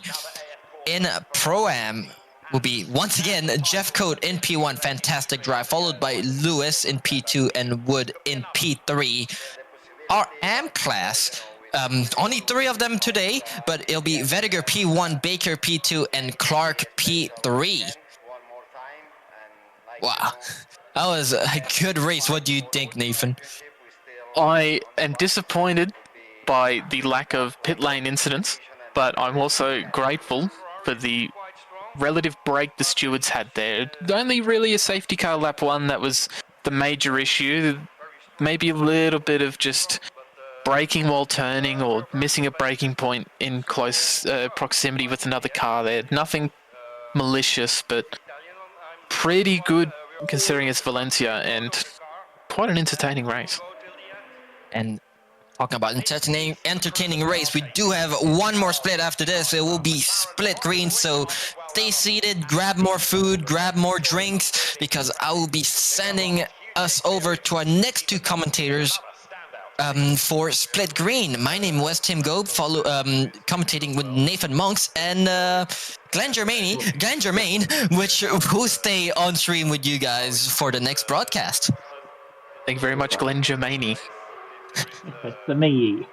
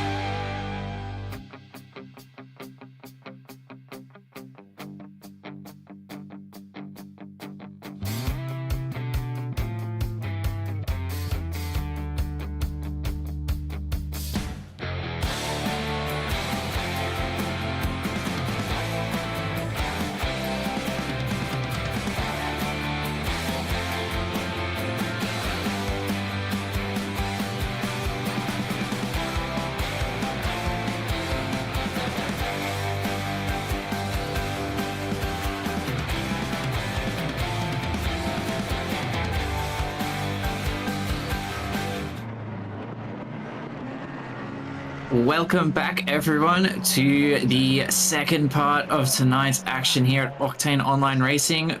We are presenting to you Split Green, presented by Simrigs, and we are just getting underway for qualifying. My name is Blake Griffiths, and I'm joined tonight by Cameron Thistlethwaite. Cameron, how are you doing? I'm doing very well, Blake, and looking forward to come back to commentary. Not under these circumstances, ideally, but here back for round 5 of Valencia as well. So, should be an interesting track, not a track that we usually come to. No, I've not seen Valencia in my time with Octane, which I don't even know how long that's been. Maybe 5 seasons now? 4 seasons? Like the pizza? But yeah, it's an interesting track. How do you feel about it? I feel like it's a little divisive. Yeah, if you give it 3 more seconds, that means I've fulfilled my impartiality quota. And now I can speak freely on what I think of this track, and I'm glad I'll never see it ever again after this. Oh, so what you're saying is you purposely killed your wheelbase so you didn't have the race here?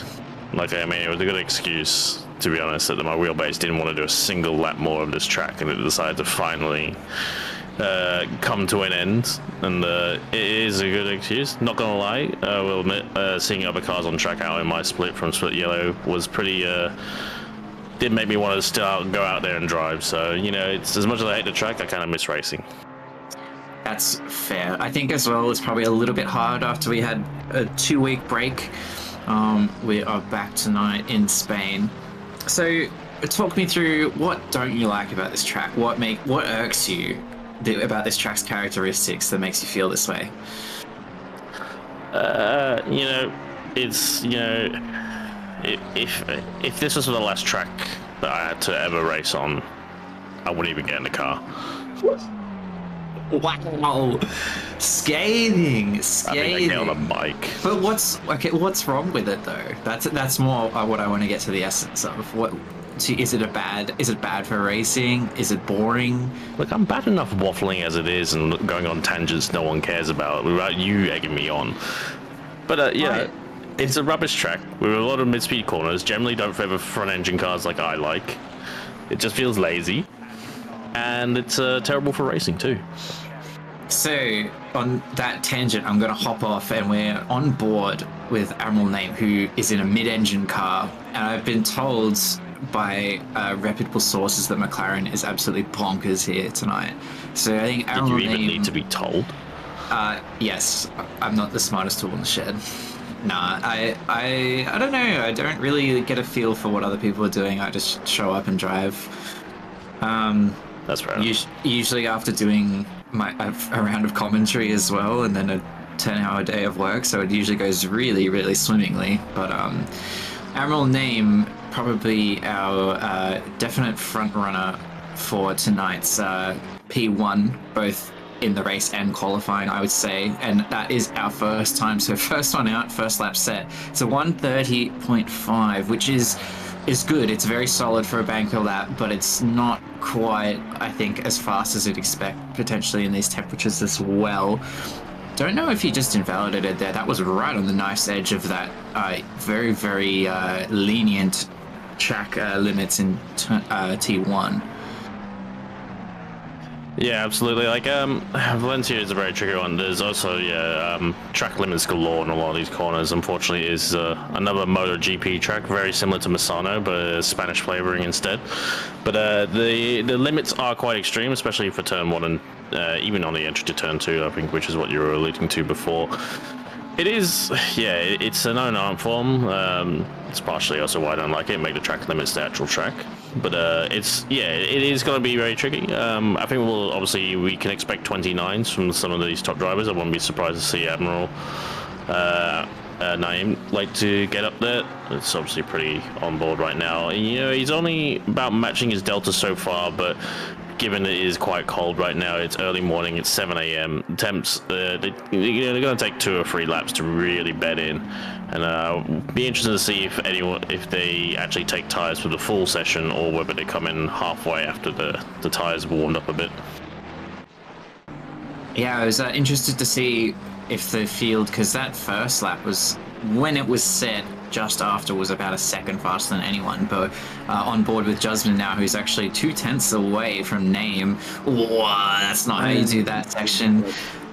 But that's very, very impressive coming from a Pro-Am driver. Even pipped Luca Giacomin by a good 3/10. So we'll have to check in with Justin and see what they can manage for the rest of quali, but they're going to have to go one more time after that unfortunate trip through the Champi Heroros, or T12, if you will.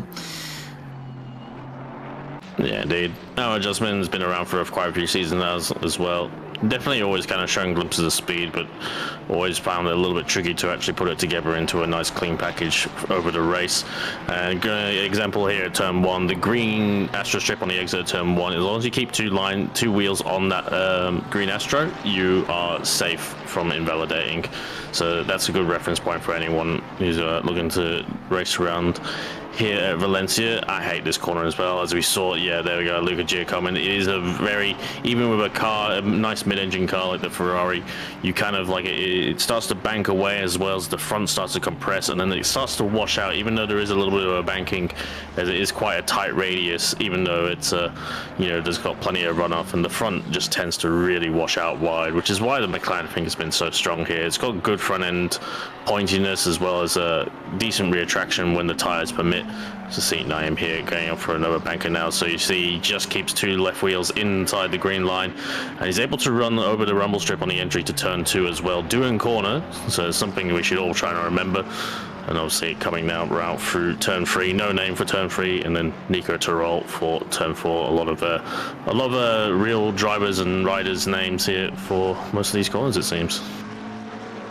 Yeah, but a name actually just on that one. But Jasmine's actually almost matched that, but improving by nearly 5/10 on that last lap, which is pretty spectacular, really. But I think there's a 29 in there for sure. But also Waffrey, the AM driver, currently in 3rd. I don't know if people are struggling or if he's just done his homework. But I did want to say on the topic of the track limits, one thing I dislike about this track is they're a bit inconsistent. In that some corners it's tires all the way out on the green AstroTurf, some corners it's just the curbing. I don't like that. I prefer when it's just like it's the white line or it's the curbing and that's it. Don't make it like whatever you feel like at whatever corner.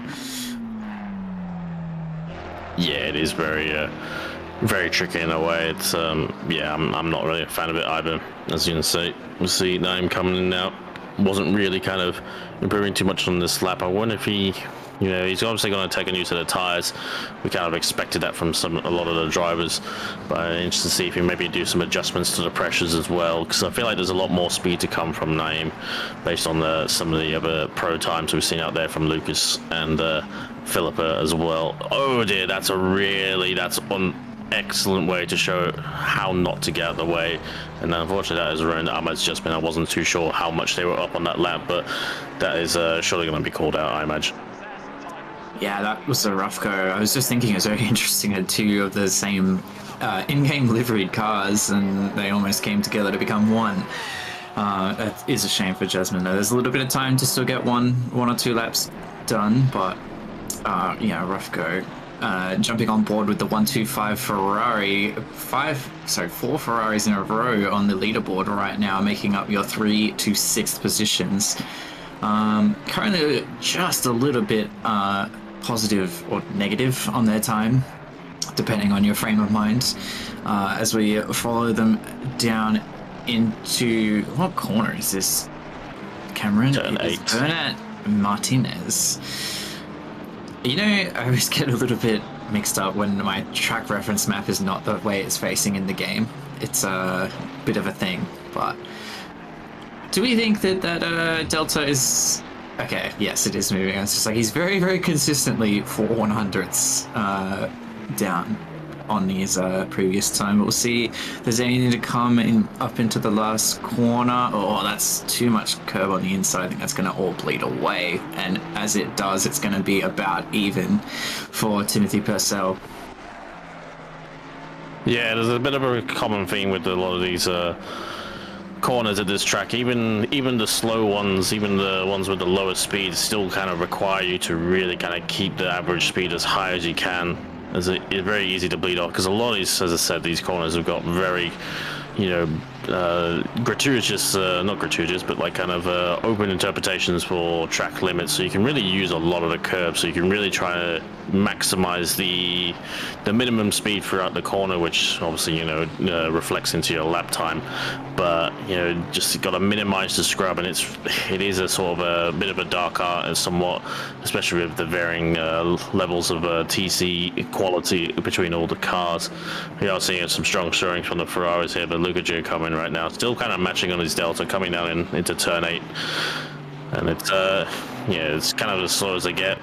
Even slower again would come turn 11 now through 10 and now into 11, an awkward braking zone. I see a lot of drivers, I've been kind of I was going a bit too far left or our right from this camera's perspective, too far out. You kind of want to keep it tight but also keep it turning, not to throw up too much speed into that hairpin, and kind of keep the average speed up, as we were saying. But we'll see how he comes along. 1/10 down, and he's only going to get one more lap per minute. He has fuel. He brakes, and he kind of wants to get a gap to the next car, but he is aware that the car behind him is also probably still on the lap and does a good job not to impede that car as well. Yeah, it's a little bit touch and go there, but so this is going to be it for Gio Coleman. He is provisionally P3 right now, and it doesn't look like anyone else is having too much luck here either, but the pressure is on. It's crunch time for Gio Coleman, so we'll see what he can put together. It's not quite there yet for him. Let's see, send it down into Nico to roll and into this sort of tricky section. Not a very good braking marker there, but he looks like he's maneuvered it pretty well. Again, it's at 4/10 and it's kind of ebbing away and it's coming back. Where's the time to make up, Luca? Yeah, still kind of got, yeah, as I said, pretty much, yeah, even on his delta right now. So interesting to see how Luca tackles this one. You know, obviously it looks like Naeem and Jasmine have kind of got a healthy lead over him. I'm not sure where he's going to find 4 attempts in only about 4 more corners so far. He keeps it coming through. He's got to have a 10 and a good exit, and he's kind of somewhat slightly positive. The delta is not so broken around here, I will say, being one of the more recent tracks. Hallelujah, to say the least. But yeah, it's really not going to make too much difference. He's not going to go forward, and it looks like he hasn't had any threat from behind. It is a very good lap from Waffrey. He goes wide through the last corner as well, does Luca. So dead set even, he'll stay P3 at the least as Tim Purcell goes up into P4 there. Very good lap. Yeah, just not quite finding anything. I guess that was about everything that Luca had. I mean, he might feel like he left something on the table there, but yeah, we've only got a handful of cars coming through now. John Red jumping up a few positions there on his last lap. Very nicely done. We've got the 82 car coming across the line as well. This is not the 80 car. This is Damiano Thurcolini in the 844. He's just coming around the last corner. Adrian Campos slinging around. He's up quite substantially though. That's going to jump him up many places if he can hold on to that, and it looks like he will. Damiano.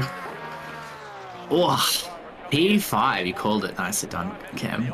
That is a massive jump. Really just managed to put it all together there, Damiano did. So nicely done. Puts himself ahead of the M driver, so no embarrassment for him. But yeah. Would you like to run us through our starting grid, please, Cameron? Yeah, absolutely. As I said, they're just going to highlight again. It's a great lap from Waffrey. He's obviously classified as an AM driver, maybe showing his real true colors a little bit, and obviously not having performing very well. See if he can convert that position into a finish as well. But a good lap from Damiano there. So it is going to be Naeem ahead of Jasmine to make on the McLaren 1-2. Sounds a bit familiar these days. And it's going to be Luca Giacomin and Tim Purcell equally doing 2x2 with 2 Ferraris for second row, Fercolini and Waffrey in the third row, and Ben Wittner in the M4 in P7, followed by J-Rad and Tanner to make up another set of McLarens, and then David Barker going to be P10. Interesting, Jacob Webber down there. He's obviously had normally see him in the tippity top of this split usually. But down there in P12 in the Mustang, I think, this place is a little bit like, it's not the most popular tracks, and I think that's why you see a lot more inconsistency in the usual grid format. There's some people who enjoy it, or some people who necessarily don't enjoy it, kind of will practice more or less based on some of those factors, and that can really provide some upsets, like I think we see from Waffrey there. Yeah, for sure. I was kind of theorizing that. I also, like, on a point you touched on before, we've got a lot of rear-engine cars in the top 10. It's just Vintana in that M4 leading the charge for the front-engine cars, so I wonder if that's also having a little bit to do with it. It is slightly biased by the sample of cars that we have here. There is a lot of Ferraris, McLarens, and Porsches, but yeah, I do think it's something to be said about potentially people not loving this track, so maybe not a lot of practice happening for Barker and Weatherburn, for example, and maybe Waffrey and Jusbin been grinding it out all week, but we'll see if they can convert that into a result. I mean, if you're doing an hour of race is an hour of practice, essentially, so we'll see if Weatherburn and Barker and Vintana can start getting to grips with the circuit and see if they can improve their pace as they go. They might have also just had a bit of a stinker for qualifying, it's hard to say. We don't get to see absolutely everyone and how they're going, so we shall see where they go. Yeah, very valid point in that as well. Qualifying isn't always necessarily a best showing of what you can do on the day. And it is a bit of a busy track. It's hard to find a gap. A little bit of a smaller split in comparison to split yellow, but it's still not easy at times as well, as we did see a few moments for traffic earlier on with the two similarly liveried McLarens as the formation lap begins on the way. Just a reminder, everyone, this is going to be a 60-minute race with 2 mandatory stops for fuel, with no it is mandatory for fuel, but with no fixed time for fuel. So you are basically, 0.8 of a second per litre, so you're going to see a lot of drivers doing the very, very minimum. It is very hard to pass here, so I imagine we'll see a lot of similar strategies to the earlier split, where if you can do it, go all the way, you basically pit until the last moment, because that way you still have track position. The undercut isn't going to do you anything if you can't get past anyone because of the nature of the track. It's not impossible, but it's very, very difficult around here. So try to go all the way as long as you can. Only put in 1 or 2 3 liters to be safe on each stop. That way it'll minimize the time that you are basically stationary, and you'll have to do that 2 times over. Yeah, it's going to be interesting. I hope these guys practice their pit stops. We were just talking about it. I don't think a lot of people actually practice like a lot for this track, and I don't know if people's favorite thing to do is practice their pit stops. So we'll see how they go. Also to note, stewards, this track, the pit exit is a little bit spicy as it feeds right into the racing line of T1, which is a very, very fast corner. I don't think we saw any incidents in yellow, correct me if I'm wrong in that regard, but it is going to be relatively policed based on incidents, really. So we'll see if everyone behaves themselves, but we are getting into double file-ish. It's a bit mixed up right now. There's Giacomin and Waffrey have a very similar liveried Ferrari. They are pretty much just a plain white Ferrari with red wing mirrors and red end tips of their spoilers. But I will let you take this one away, Cameron, as we are about to initialize, so off you go. Yep, and I will say though, I think the McLaren of Jusman is, you need to drive over your boxes. That's going to be surely flagged with the stewards. You can't be starting in the middle of the track like that, so potentially danger for our P2 already as well. Is going to have to try and box off, and they're already banging wheels with Luca Giacomin as well. I was going to say the second place gets to a bad start, as we saw in split yellow, already touching as well. Behind was Tim Purcell and the other Ferrari as they come into turn 1. Oh, we've got multiple collisions, a couple into gravel, one has spun and stationary, but I think we might avoid a safety car so far, but definitely definitely a few incidents to call for sure, and the whole turn right one might be revealed. But it looks like Luca Giacomo has actually taken away P1 from Admiral Naim as well, so he's already gotten himself into the lead and everything done. Ben Vintner tries to go around the outside of Tim Purcell, as Damiano Fercolini going side by side as well with the McLaren of, I believe, Ahmed Jasmine loses out on the exit as well, but Tim Purcell also gets ahead of the BMW from Ben Vintner. So an spicy lap, but amazing start from Luca Giacomo, and got a good reaction as well. Took P1. I'm not sure if Naim went deep into turn 2, but he's already managed to lose the lead, and that's going to be really, really difficult to get back, especially from an operator like Luca Giacomo. Yeah, I think I saw a little bit of a tap on the back of Naim from Jasmine. Maybe lost a bit of corner speed there that Giacomo was able to capitalize on.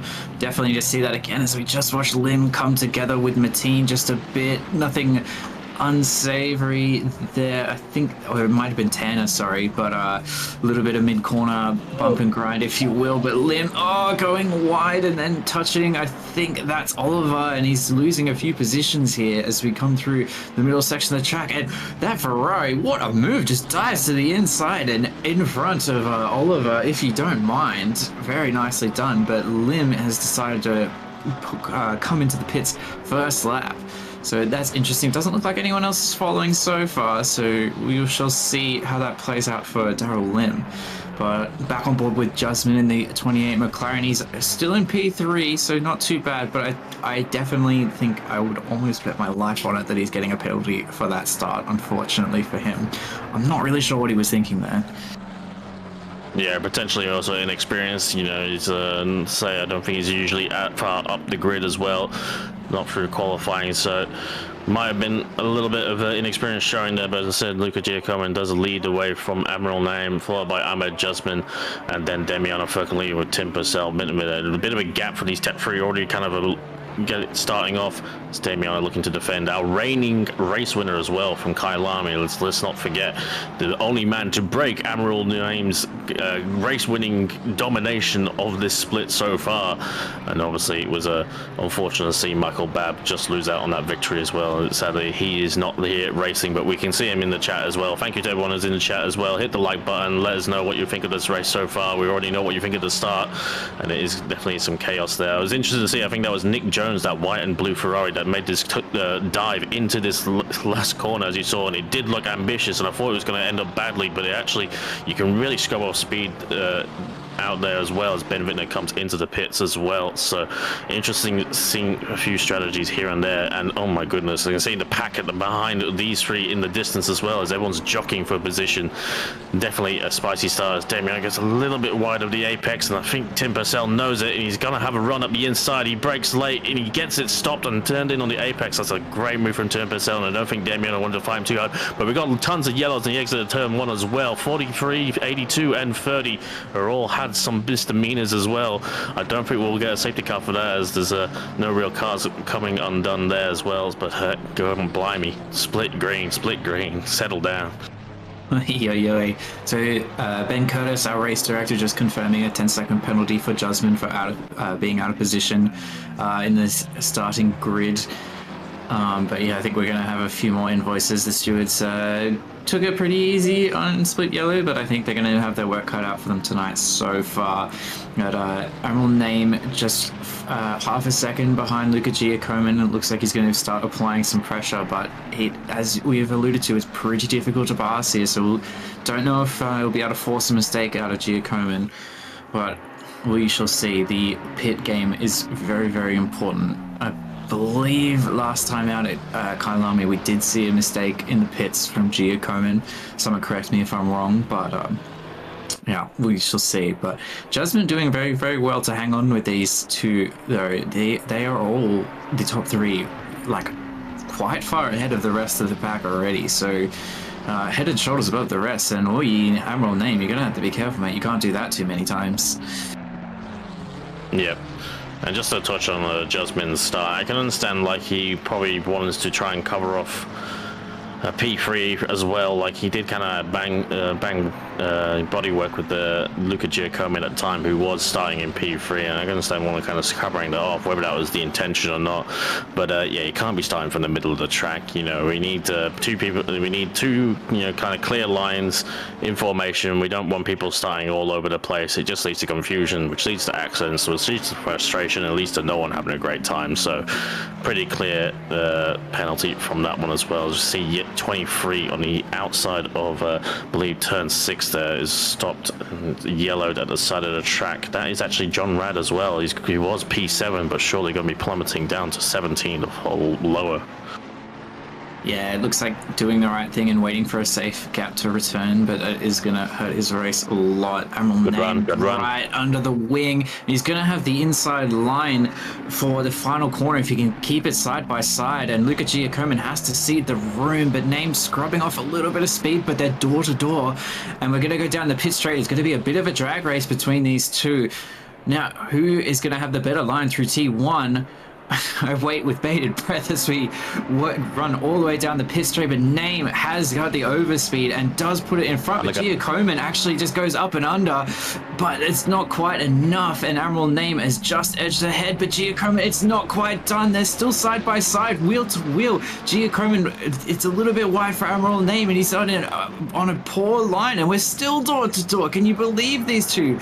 And Giacomin's just slotted in behind. I thought they were going to go up and under again. Oh my word, that was lovely racing between the two of them.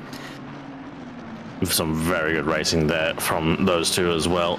And obviously Jusman here looking to capitalize as much as he can to reduce his penalty as much as he can getting up the field. But yeah, great racing and good respect, and also firm racing from those two as well. You know, they didn't make it easy for each other, but they didn't come to blows as well. That was very good. And I was expecting a bit of a cutback. It is, you think it would actually be kind of ideal through turn 4, but it's sometimes, as I said, it just doesn't really work out, as the kind of car that's ahead on the apex kind of gets the favored line. As to see a replay now here and now.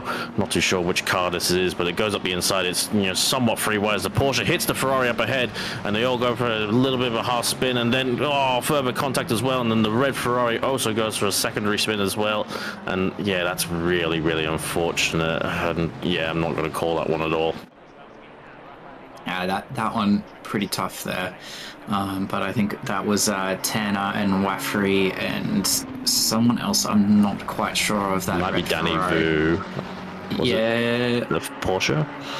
I'm not sure, but no, I think it was 43 as well, which is Dylan Gamble. Nice. And the Porsche that was involved, perhaps that was Danny Vu. So, yeah, but Admiral Name. Have we missed? Oh yes, no. Naim is now ahead of Giacomin. Yeah, and then registered and way is all as well. I guess it's literally just we're so used to it. I was like, was he ahead or was he not? So we've just as we watched that replay, we looked away for 1 second, and Admiral Name is ahead of Giacomin now. Yeah, so he came out on top of the battle as well. As it was a little bit of a bad run, I think, originally started by Luca Giacomin through the turn 12, Champions Heros as well, that we're not too far away from. And it's, you know, while you can get the car through the corner, it's the bump kind of leads to a really kind of very easily can get a very bad exit, as the TC wants to kick in a lot.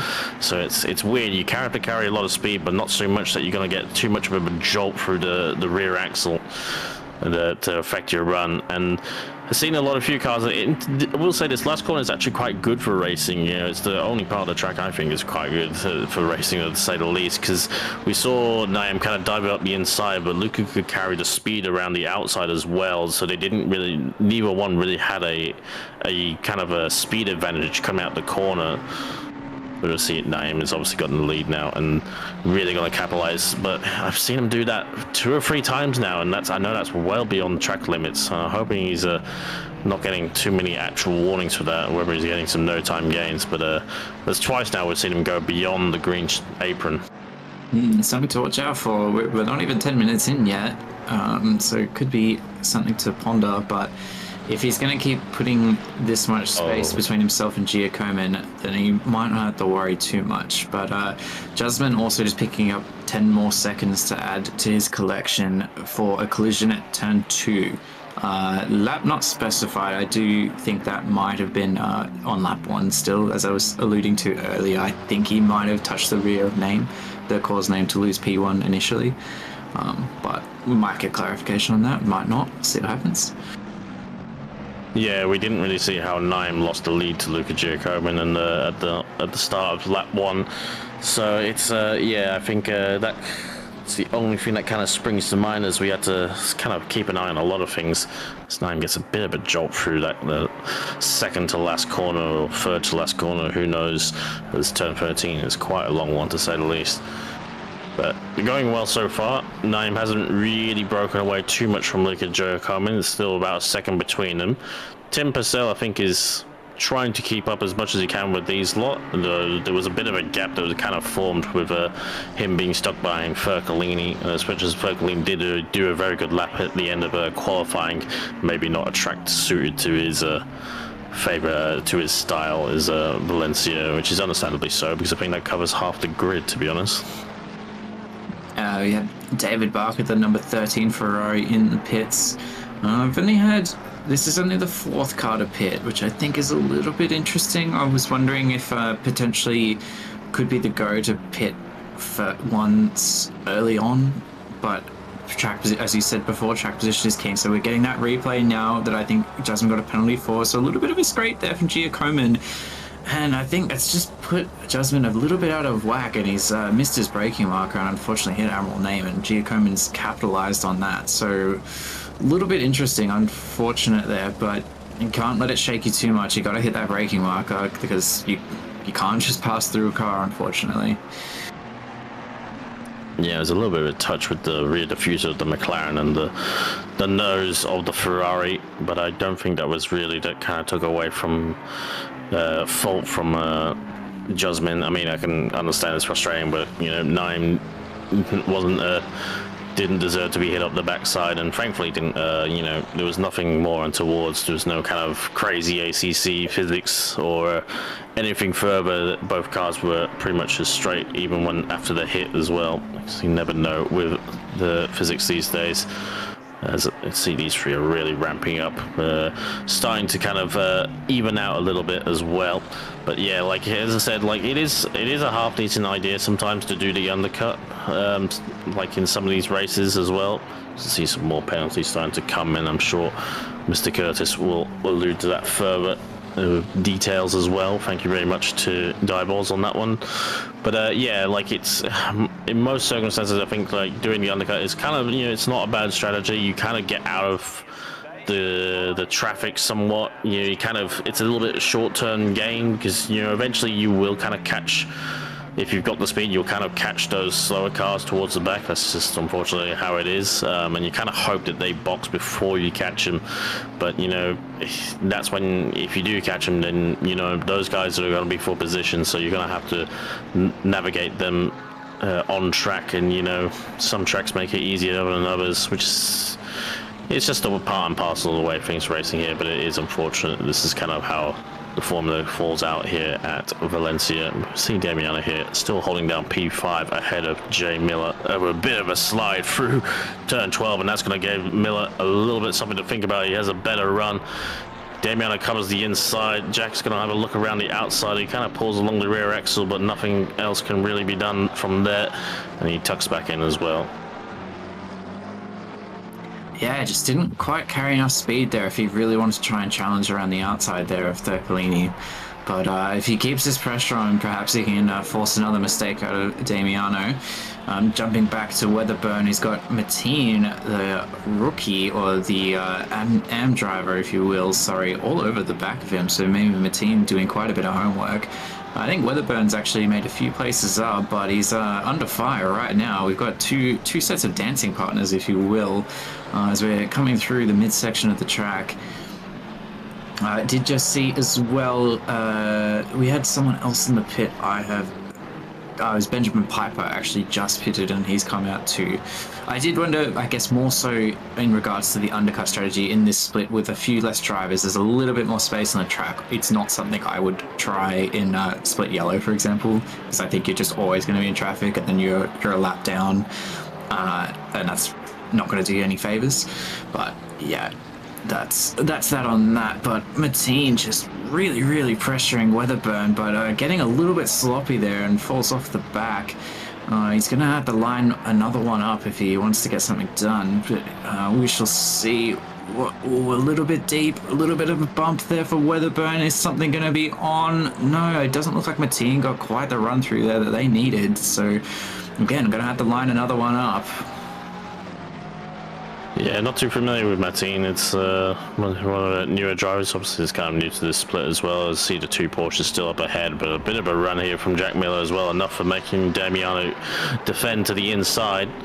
But I don't think there's going to be much. There's going to be enough for a crisscross. But the Jack had a bit of a swapper in the middle of the corner as well, so he wasn't able to carry the speed on to get the undercut as well. So not ideal, and fallbacks a little bit to Jacob Weatherburn as well, who he's had a very good start from P12, I believe P12 or P13 he qualified. Not the ideal position for him, but well into the top 10, and I think P5 is on the cards as well for Jacob if he can keep things clean. I wonder, I'm not sure if it's interesting to see if Mateen was really on the pace and really on the back of the Mustang, but whether that's I wonder if they're actually running that full fuel like I'm sure Jacob would be doing, because obviously a bit of elder statesman as he goes very deep and just manages to avoid getting hit by the McLaren. Thankfully did enough at the last minute to avoid the back of the Mustang. That was almightily close. Looks like just a bit further down the field we've had a few people come a cropper. I think that's potentially the 13 car. Or the 23, sorry. The tiles are overlapping each other a little bit. Just getting in from resident race director Ben Curtis, car number 82, a 15-second penalty for a collision with car 30 into turn 1. So that's Danny Vu. I think that was perhaps that 3-car incident we saw earlier. I think Darryl Lim's penalty might have been from that too, but Weatherburn very close into T1 onto Miller.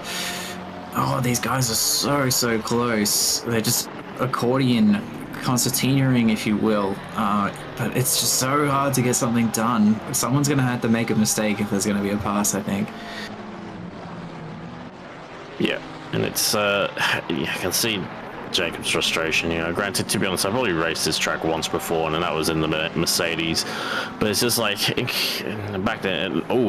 Jack has a little bit look at the inside of Damiano. Had a bit of a bad entry, but did get a good exit as well. And it's just through that particular section as well, the turn 3, 4 and 5, it is really kind of painful in the front engine cars. It doesn't feel bad, but when you just see how easily the change of direction basically the rear engine and mid-engine cars have, it really adds up. They can carry a tighter line. It's very wide from Jack Miller, and he's gonna give the Mustang a bit of a sniff, and hopefully he has enough exit. But to be honest, I think Jack might, he's just gonna edge out for P12.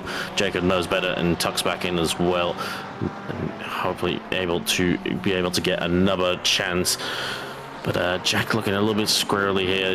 You kind of go for a move and then you end up getting moved on as well from behind. It's a big battle here, but as Jack comes into the pits as well, I was going to say one of his tires, he's feeling a little bit heat, might take the pressure off and get one of your stops out of the way. Yeah, so just deciding to pull out of this battle pack. Yeah, we'll see how this plays out. We're talking a little bit about track position here, being blue flagged. It's third into the race. He might be just chopping it up into thirds, but we'll see if this is gonna pay dividends or not. Slady, ignore that. We're gonna have a bit of a replay. This is Fadila. Oh no, Rad just. Watch where these guys are going. No, come on. They're going to get disqualified. That car's going to disappear. I'm not. They're going to cut the whole corner, and John Red followed him. Did they? Surely they didn't get away with that. I think they have. I mean, where was that? What corner is that? I didn't even know you could cut like that. That is quite incredible. I'm not sure if Glenn is transmitting his mic, but he's giggling away like a schoolgirl in the background. Is that idea? But yeah, it's considering other tracks like DQ you if you just cut a corner accidentally due to a spin. I'm surprised those two got away with that, frankly. It's a little bit of a silly misdemeanor to get in. Jack Miller now finds himself in a little bit of traffic now, and he's going to be fighting these guys for position, so this is the disadvantage of stopping early. Yeah, I mean, at least, well, I don't know if it's at least, like, it's not really a positive. Like, it is actually, people is technically racing, but you don't really want to be getting into traffic. So the two guys ahead, David Barker and Eaton, just having a bit of a look down the inside. I think Barker actually got past Eaton there, so nicely done. Yeah, it looks like he did make the move on the S21 ahead of Xavier Eaton. As Xavier, oh dear, that's very wide, and that's gravel, and that's, you know, see you later. Send us a postcard, Xavier, once you get out of that gravel trap, and, you know, it's straight to the pits as well for the Dr. Pepper Diet car. And hope he gets that stopped there. There he goes. A bit too stopped, to be honest. But, I mean, it is a two-stop race. It is a two-stop race. You know, when they say pit stop, they don't mean stop on the pit entry line. But, you know, it's better track record than I have with when it comes to pit entries. Look, you'd rather get it absolutely right than get a DT, but you know, it does waste a little time. Oh, big slide. Weatherburn's going to have all the run here if he can put it together. Damiano just defending the inside. Weatherburn's going to have to take the long way around, but he's on the brakes a little bit early. That superior Porsche braking just saving Damiano a little bit, and Weatherburn's had enough. He's into the pits. So Damiano is going to have to defend off the advances of the 310 McLaren as it's gained a little bit there. He actually making up a bit of space from Damiano's blunder. But yeah, Weatherburn coming to the pits for now. Yeah, interesting to see that from Jacob as well. Like, we'll see what happens. To be fair, like this grid is really spaced out. Not too surprising if you actually watched the last 20 minutes. Frankly, it's been a little bit of you know, all sorts of gubbins to say the least. But yeah, interesting to see how Damiano kind of responds. He had a few slides there, and it's like, yeah, into turn 12, it's, to be honest, he looks like he's running a Carlos Johnson setup, frankly. Yeah, he seems to be fine everywhere else except turn 12 is giving a bit of trouble, which is a bit tricky because, as you said, into turn 14 is the run after that, and that's probably one of the better places to make a move. We haven't quite seen someone capitalize on it fully yet, but he's going to need to tidy that up if he wants to hold on to a top 5 or any better finish. That's a little bit better, Damian. More of that. There we go. Yeah, that was good. I think, you know, to be fair, I'm not a Porsche driver, but I did find trouble as well at turn 12. A little bit depending on the car you are, but I tend to someone who keeps kind of stays on the brakes even as I start to turn in, and the problem is that means that you tend to get a lot of rear instability on entries. Good for rotation, but sometimes you get too much rotation. I frankly didn't have to deal with the inertia of having my engine over the rear axle like the Porsche does. But interesting to see how he fends off Mateen here. Oh, definitely that's going to be maybe a track limit for Mateen there, as Damiano feels the need to cover the inside, maybe a little bit unnecessarily, feeling the pressure here. It's 22 though, it's on the side of the track. I'm not sure who that is. 22 is Fadhila. I think one of our newer drivers is, oh, Darrell Lem's got himself a DT, I think that's, no, that's track limits. That's not, he's not in the pits. It's bound to happen at some point. Someone was going to get one. Yeah, a bit of a slide there, a bit of oversteer from Mateen.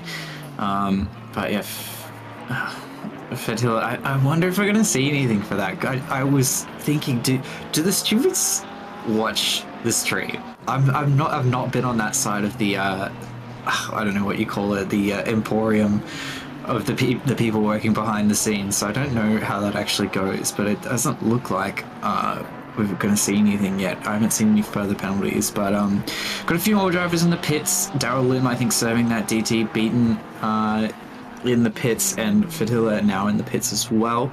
It's 10 seconds still outstanding for Daryl Lim. Obviously cannot serve both of those penalties at once. You have to stop to serve 10 seconds, and you can't stop if you're serving a DT. And Mateen coming into the pits. So Stercolini has thwarted the advances of 3 different drivers now. He's held on. Well done, Damiano. Yep, and that's all he needs to do, frankly. You know, we've seen a few mistakes here and there, but not enough for anyone to actually really make a move. So, you know, that's all he kind of needs to do. And he's in a somewhat favourable position as well. He's doing well in the championship. I think he obviously won the last race, so he actually gained a massive amount of positions. Did Damiano. Granted, he is ranked as a pro driver, so he's a little bit up against it when it comes to some of the competition, but doing well in this so far. But I mean, about our live track, we're missing some of our regulars, I think, from Split Green. There's no Jamie Conboy, or you said the aforementioned Michael Babb as well. I feel like there's a few more, but obviously, you know, hopefully we'll see them back for Donington Park as well. I was, that's the thing. I was sad about not racing tonight, even though I don't detest this circuit, as that's a line from the 49. But yeah, it's ideal, but I'm sad I'm going to miss out at Donington, the best racetrack on the calendar. You know, interesting fact, I've never, ever set tyres down onto Donington Park. This track and Donington Park are the only tracks I've not raced yet. See, one is understandable and one's an absolute war crime, you just said that. Yeah, but all of my vaguely serious racing I've done in Octane, and it's just not been on the calendar yet. So bringing up with Matt Powell, I guess. I don't actually know who sets the calendar, to be honest. But apparently Matt Powell now, thanks. He's gonna love you for saying that one. There's everyone forward your complaints to Matt Powell's inbox. Yeah, Matt Powell at Octane Online Racing .gmail.com. Mark your envelope with a.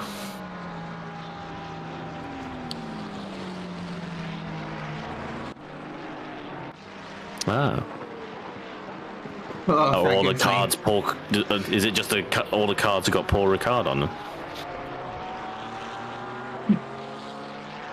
You sprinkle a Monza in there occasionally. To think we had to pay for this track. Look, all the DLC goes on sale for like nothing. I mean, not nothing, it's still like $7, but I've gotten my money's worth out of this game, that's for sure.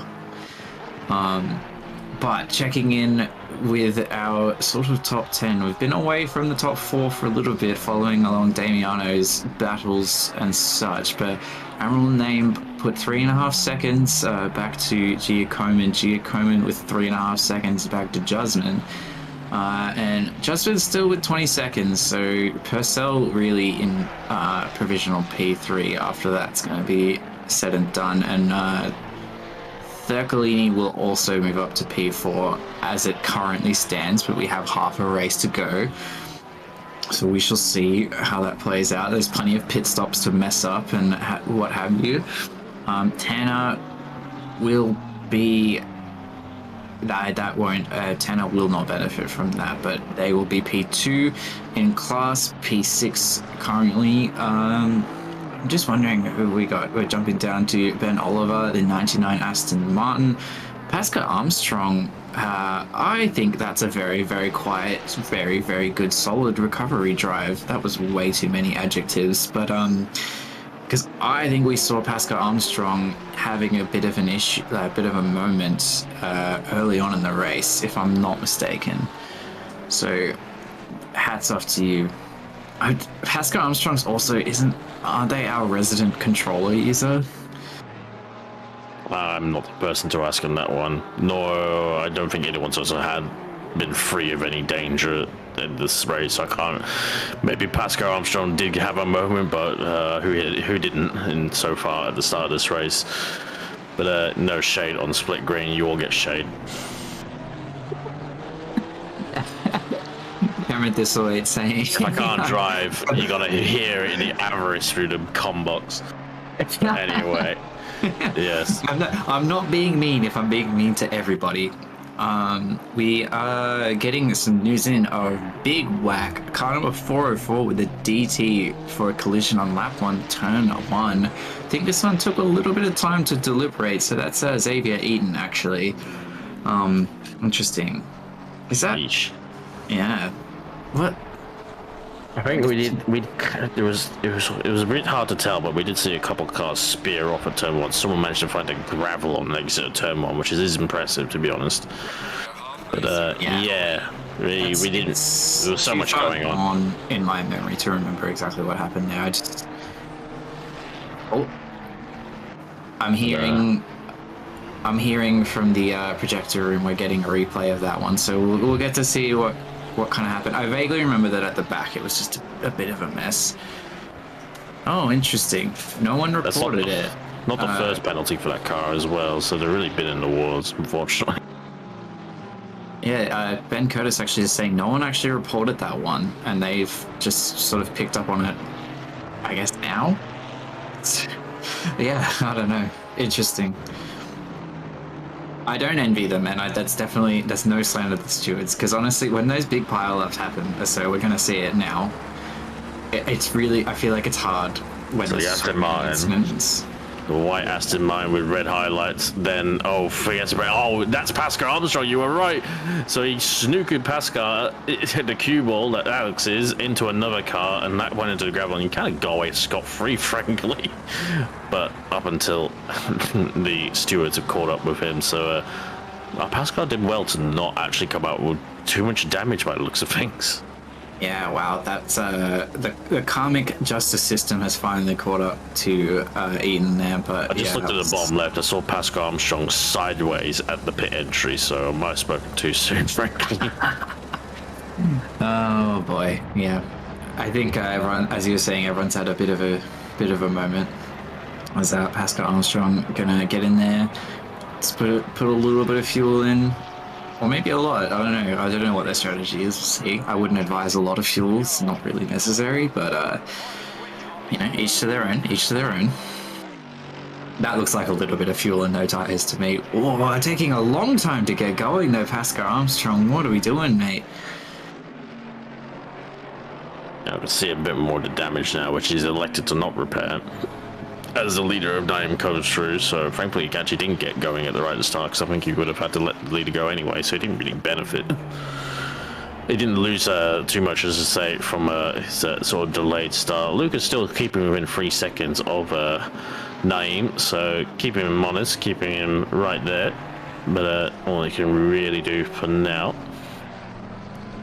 Pascal is still going strong. It'll be interesting to see how things kind of slow out in turn 1, because we see like Ben Bittner now up to P8 with a few more of those stoppers, but he actually did his pit stop very early on. I think actually was the first or second lap, so I'm expecting maybe Ben to be in that top 5. Maybe not at Tim Purcell, but I think he'll be very close to Fercolini, to say the least.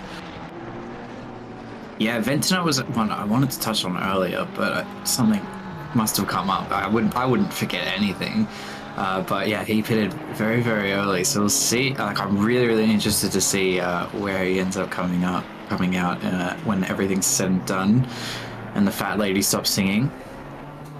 And I'm really curious about John Rad and they're not here anymore. Was it Fadili who cut the track earlier? Yep, Fadela. They were still going, but they have disappeared. I saw them come into the box, but I haven't seen them after that. We shall say bienvenue to them. Beep boop. We've got a 15-second penalty for car number 13 for causing a collision on turn 8 of lap 1. Interesting. We're still going through lap 1 stuff, and we're halfway through the race. Again, not a slight of the stewards. A comment on the quality of racing so far for Split Green tonight. It's been, I think there's a little bit of rust that's being shaken off after that 2-week break for sure.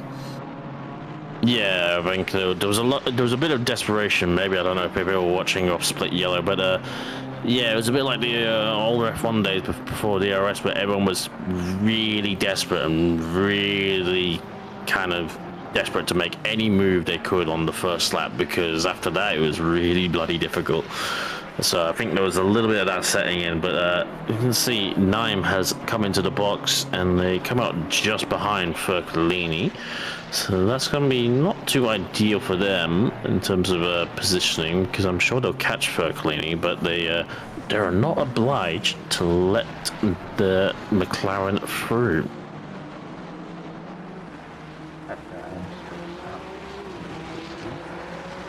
Also, we're getting a bit of a replay of Pascal Armstrong into the pits over the marbles. Gets us stopped. What? Ooh. No, he didn't. He was really late in the. It's so interesting. He started braking about where I would have thought he would have, but he just seemed, I don't know, interesting. But he's coming out of that with no penalties, so it's clearly worked. Yeah, I think he was kind of locking up the rear axle towards the end of the end, the desperation to get it stopped, which looks like he managed to do just so about. I think you can get away with a few kilometers over, and especially if you kind of maybe take a second to come off the throttle a little bit during the pit lane as well, just to keep the average down. I'm not sure if that stuff actually works. It's always something you do in vague hope that you won't get penalized. I'm an expert on this. Yeah, I still remember, I don't remember what track it was, but Lele had like the closest we'd ever seen. We freeze framed it and saw it was like the absolute average limit of what you could be. And because it was like the second half of his car or something, like it was crazy.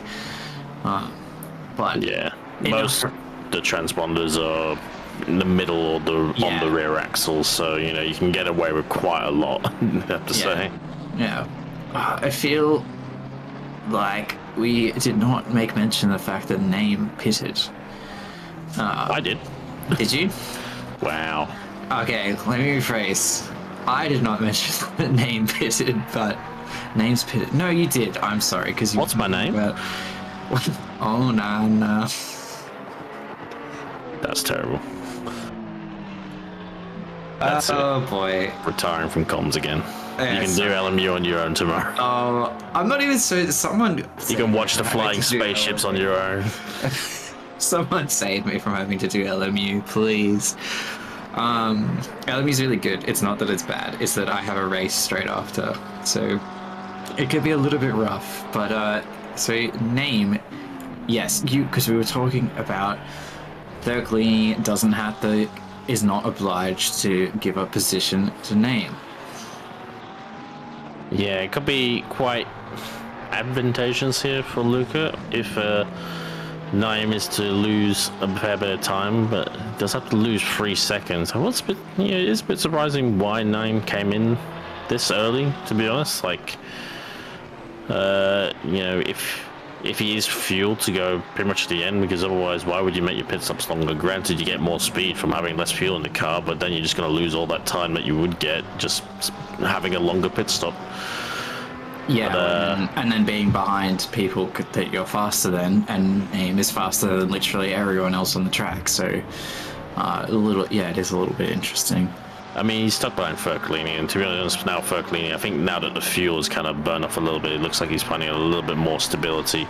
But it might be a bit of a good run here, actually, from Naim anyway, that he may be able to have one. Damiano covers the inside, he goes to the outside, he's probably going to kind of get crisscross and get the better exit, but also Porsche can get a really good exit as well. So it's kind of even out, and Naim's going to do his second stop, and it is actually a good idea. I wonder if he'll get out. He's in a big gap now to the next car behind, which is Wafri, so this actually might be just about perfect solution for his predicament. Oh yeah, interesting. It's gonna be pretty close. Ryan in chat, I do think we saw one DT for track limits. I think it was either Vu or Lim, because Cam made mention of the fact that they got the DT and they weren't anywhere near the pits. Here we go. Car's coming. Oh, it's gonna be tight. Oh, he might just get away with that.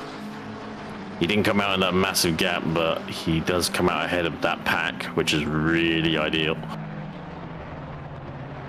Yeah, no, he's not ahead of 5-3, but yeah, has come out into at least a little bit of space. But I think he is going to have to navigate through a few different people before the race is done. Coming into the final act of the race, 20 minutes to go, our last third. G. Coleman currently leading the race, but no pit stops completed at all, whereas Name opting to complete both of them. In our top 5, no one's actually pitted yet at all, so these guys are deciding to fuel all the way and running pretty long. Yeah, going well so far. It's car 43 has come into the box. I'm not too sure who that is. It's Gamble. And yeah, the next car that Name will catch is the 88, which is Nick Jones, which he will get a blue flag for. But he does have 27 in the form of Ben Wittner up ahead. So Ben Wittner, having done one of his stops, obviously he's not really in the same race as Naeem, as Naeem is only just 5 seconds down the road, having completed both of his stops. So he is quite at an advantage over the BMW, to say the least, to state the obvious. But we'll find at least, you know, he's not going to be impeded for these next few laps, not massively anyway. Kind of a 49 into the pits as well. That's Beaton and Eaton together on the timing board again. I love those guys.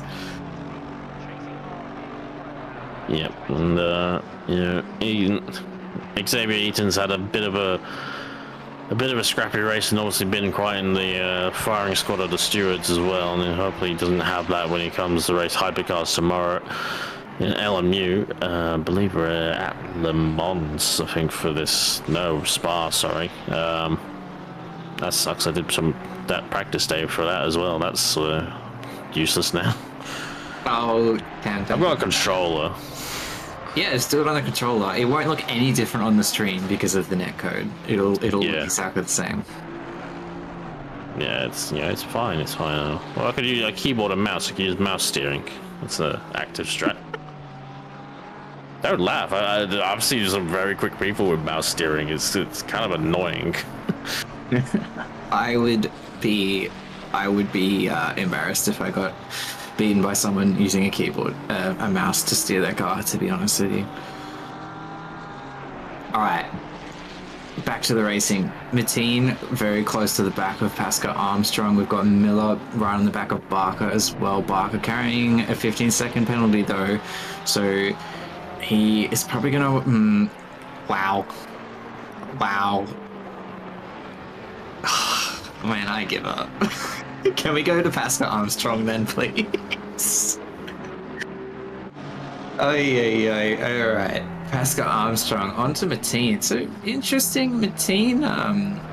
A bit further down after giving some trouble to Thurcolini earlier, if I'm not mistaken. Yeah, that was when we had that battle pack of 4 with Weatherburn and someone else. The name is escaping me. Weatherburn. Yes, there was one more though, wasn't there? Yeah, Miller was in there. Oh, just get Glenn on the mic at this point. Yeah. Glenn's clearly more on it than we are. But, interesting to see that Mateen's a bit further down. I think. Oh wait, no, I'm not driving. I don't care anymore, do I? Yeah, McLaren drivers, you know, they're about as consistent as the Melbourne and Australian Sydney weather, to be honest. Whoa! Purple laps, Shots. 1 laps, other laps all through the gravel. Interesting, hot and spicy take. The weather in Sydney and Melbourne is terrible and consistent, though. That's for sure. I agree. I mean, it's consistently inconsistent, frankly. Yeah. Pascal Armstrong still on their recovery drive. We saw them down in P17, I think, early on after that lap 1 incident. They have completed one of their pit stops, but they are going to be back down a little bit after the next one. We've got Barker in the pits, who's got a 15-second invoice to send. Pascal Armstrong just sending it a little bit too hard, getting a bit of a jolts up the rear axle, as you said. Falling off the back of Mateen a little bit. Alright, and here comes Barker into do his paperwork, I guess, if you will. Giacomin also in the pits, so that is our on-track leader. Jasmine not touched the pits at all yet and still has those 20 seconds from the beginning of the race. I want to go back to your analogy on his paperwork in the pit stop. It's like papers, please. You just get accepted or denial. Yeah, show up and it says glory to I say glory to our Stotska, and then my passport is stewards in. there. Yeah. Cause no trouble. Yeah. Ben Curtis is there, he sees my crayon drawn passport and he says no. Yorg. Good game. Excellent game. Papers, please, on Steam. We're not sponsored. Buddy, Lucas Shows people that the name Lucas can actually make decent games. Whoa. Who's that a shot at? People who are called Lucas. You're not racing, you're just starting shit with anyone and everyone. People Look, it's from the Sydney, rules with Lucas. People from Melbourne, people named Lucas, people who tried the McLaren. No one's safe from Camp Thistleway tonight. Look, I went to an interview today where I basically spent 2 minutes reciting my resume, so I've not been in the best mood, frankly. Oh, yeah. Is that after you applied and had to put in everything that's on your resume into different fields anyway? Yeah, pretty much. Yeah. All right. Let's get back to some racing. Jacob Weatherburn is in the pits. I'm gonna make these my own personal blog at this rate. You better be prepared. Cameron, I'm gonna take you off the roster if you do that, but not for LMU. No, you're LMU, you're stuck. LMU purgatory for Camp Thistleway, and that's it. Weatherburn in the pits, and he's now out and finished all of his pit stops. All the paperwork is done. We've still got paperwork due from a few cars. Paperwork in terms of 2 sets of paperwork for Jasmine, for Purcell, for Thurcolini, for Waffrey, for Rad, and that's it thus far. So Jasmine enjoying some time in on track P1, but it's not going to last, unfortunately. Yeah, I mean, what do you do? Don't get 20-second penalties, I guess. Yeah, I'd start over your good box. I do think. Subscribe to my coaching. What was it earlier? Lucas's dental doctor coaching or something? Yeah, something like that. Maybe I was seeing Valentino Rossi on the side of the wall too often. Also, how's that pit board got there? Probably Pascal Armstrong with that sideways entry. A couple of these guys realizing their homework's due. Tanner in, Waffrey in. I was going to say Giacomin, that's Waffrey. I literally alluded to that earlier in the race, and I've fallen for my own bit. Waffrey's in the box, Griffin. It's Griffiths, though, not Griffin. Nah. Oh, yeah. Alright, You live in Griffith. No, I don't. That's good. No, we're not going there. Giacomin. This is Giacomin. This isn't Waffrey. Giacomin probably. Ooh. Where is our name? 333 coming through P12, corner 12, 13 now.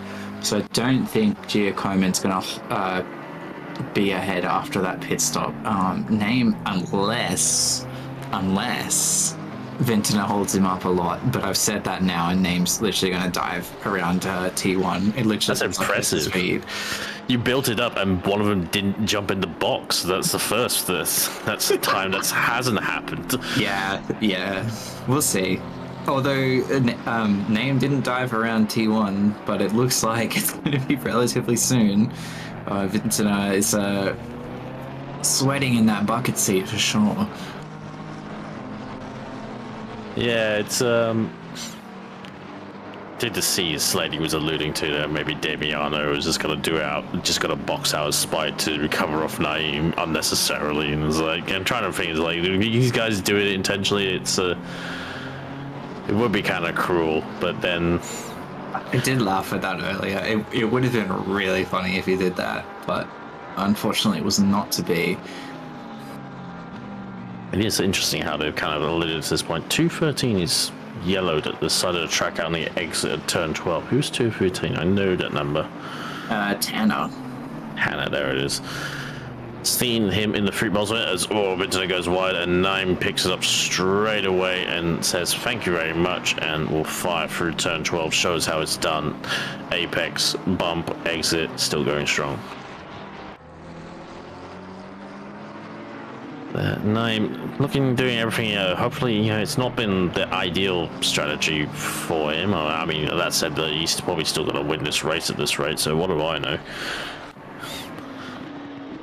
But it's going along so far. Commentary is on the hinge. Yeah, this is why I don't do late splits. As Tim Purcell's going to come out right in the midst of this. He's staying in the white line. Don't go on the exit, but he goes wide. Ooh, he wants to come back on as well. Ben Vinner is somewhat aware, and he leaves him space. And that was close, but keeping it nice and clean so far. It's going to be interesting how those two climb out for the end of this race, because that's both one stop done for both of those. So this is a fight basically for net position between the Ferrari and the BMW. Purcell should not have given way there. He is entitled to the track, and he's now lost out that position to Vintner because he was too nice. I don't think he was really giving away that much. We went off the track though.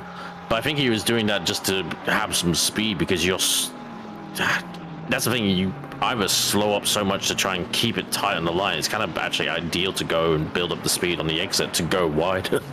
Granted, maybe gone a bit wider than he needed to, but hey, they're behind the wheel, we're behind the mic, so what do we know? I mean, I'm going to be behind the wheel tomorrow, but I also am very, very mediocre in comparison to some of these drivers, so I'll let them do their thing, but I don't think he didn't have to give all that space. If he stayed on the track, Vintner would have had to slow down a bit as well. Like, he could have, I just think there was more fight there to be had. Yeah, I can see where you're coming from. It is going to be a little bit tricky. If he kept the line tight and stayed as close onto the inside of the line as he could, obviously being legal as the McLaren is coming out of the pits, I think that's not someone.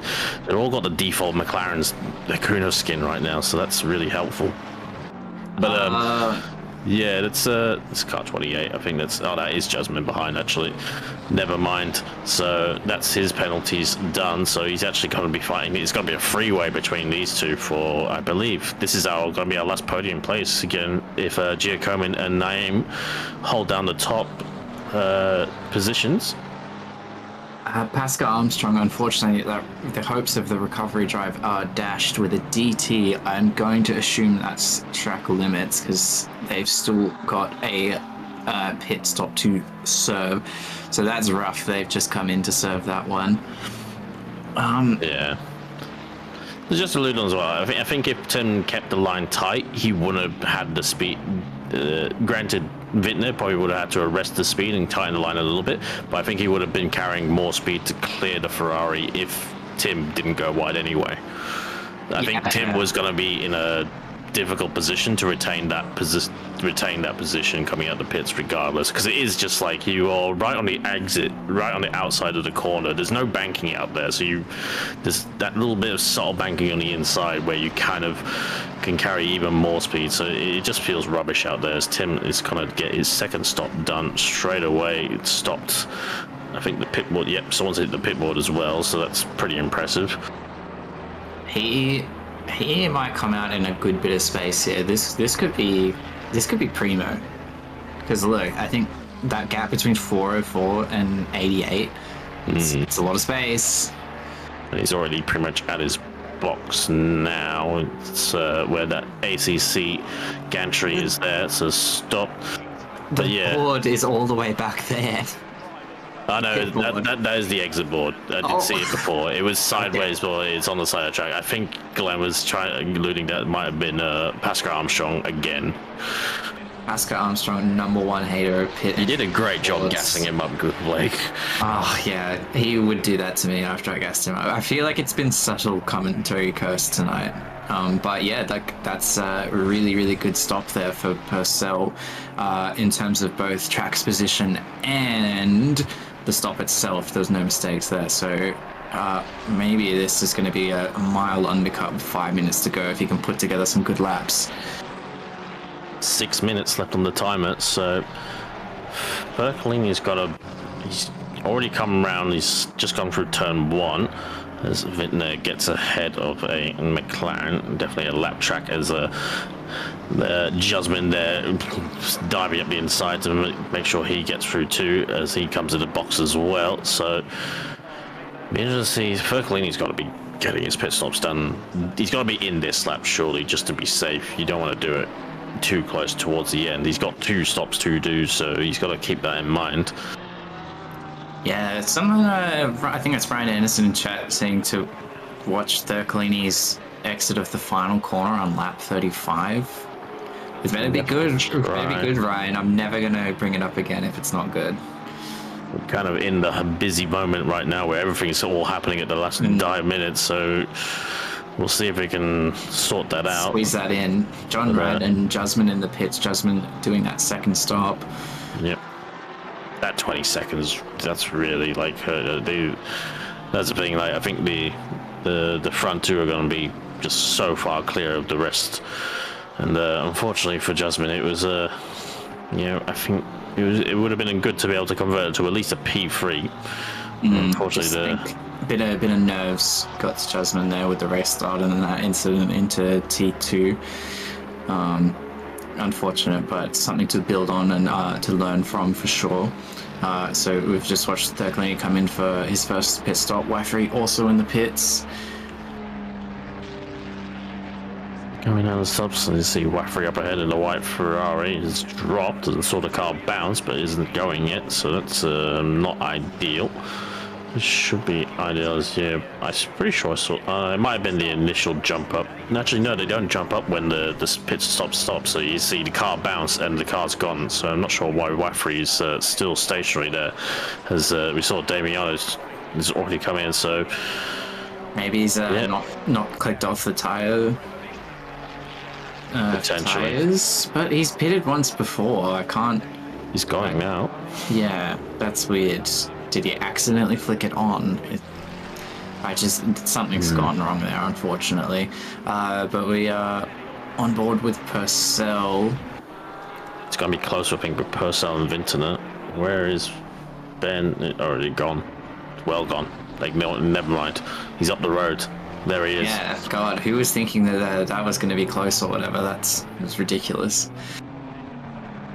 I bet he went wide at turn 1 too. Do you think he went wide the second time as well? See how much he gained. So Mateen in the pits, Rad in the pits, Danny Vu in the pits. It just leaves Giacomin and Fercolini to complete their final stops. We do have Giacomin actually just coming in now, so 2.5 minutes to go, not leaving too much up to chance. I see Admiral Name is just crossing the finish line right now, so Name will retake the lead of this race. Fortunately for Giacomin, it's not much to be done there. It's going to be, quite handily by a lot, actually. That's by the something's bigger than I would have thought. Considering how much traffic Naim had to deal with, I'm a bit surprised to see Giacomin that far back. He's clearly not just put like the minimum amount of fuel in for those 2 stops. Yeah, Fercolini also in now for his final pit stop. We've got a DT for Beaton, again, presumably for track limits. What is it with people's names that end in ATO and then? That's Eaton and Beaton. They're literally inseparable in this split. They always finish next to each other. Not a competition. There are more penalty points you guys can get. But not ideal. I wonder if it's actually gonna eat Xavier is gonna get ahead of him with that one, but we shall see. Might get converted, to be honest, to the end of the race. I don't know if he has time to serve it. But Naim is definitely gonna finish this lap, so it'll be this +1 to the end. And Vintner is sitting very well and pretty for P3 right now, ahead of Tim Purcell and Jasmine, only 3/10 behind Purcell as well. See a bit of a battle here between, I believe that is J Rad in the orange McLaren, and that is Mateen as well behind him. We saw how racy Mateen was. Bit of a draft, 2 McLarens, 2 V8 twin turbos. And they're going to turn 1 now. Looks like it's going to have Rad on the inside and not enough to cover off. He feels to go to the inside. They're almost going to go side by side with the overspeed that Mateen had, but not going to be able to get the move done from the exit. And he might try to crisscross, but he's barely got an overlap, and he knows that he backs out a little bit as well. So that's sensible driving there from the Abdul there. Yeah, these guys are very, very close together. I wanted to see the move there for sure, but just not quite able to convert that one. Mateen was. John Murad holding on for dear life right now. We've also got Jasmine only half a second behind.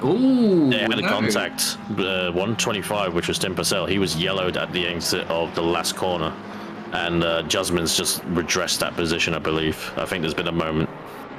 Yeah, there we go. Good stuff. So I dare say there was some contact in that one if there's a redress happening, and if that one's another one going to the stewards at the of the light. But there's a seat Naim there coming towards the last corner, so he's got to round out. He's going to restake his claim and get another win. No more wins for Damiano Fergolini. It's going to be the blight on his record, but it's going to be 5 from 6 for Amril Naim in the GSI Esports McLaren. 333 takes the win here at Valencia. McLaren, very good drive from him. And a good recovery.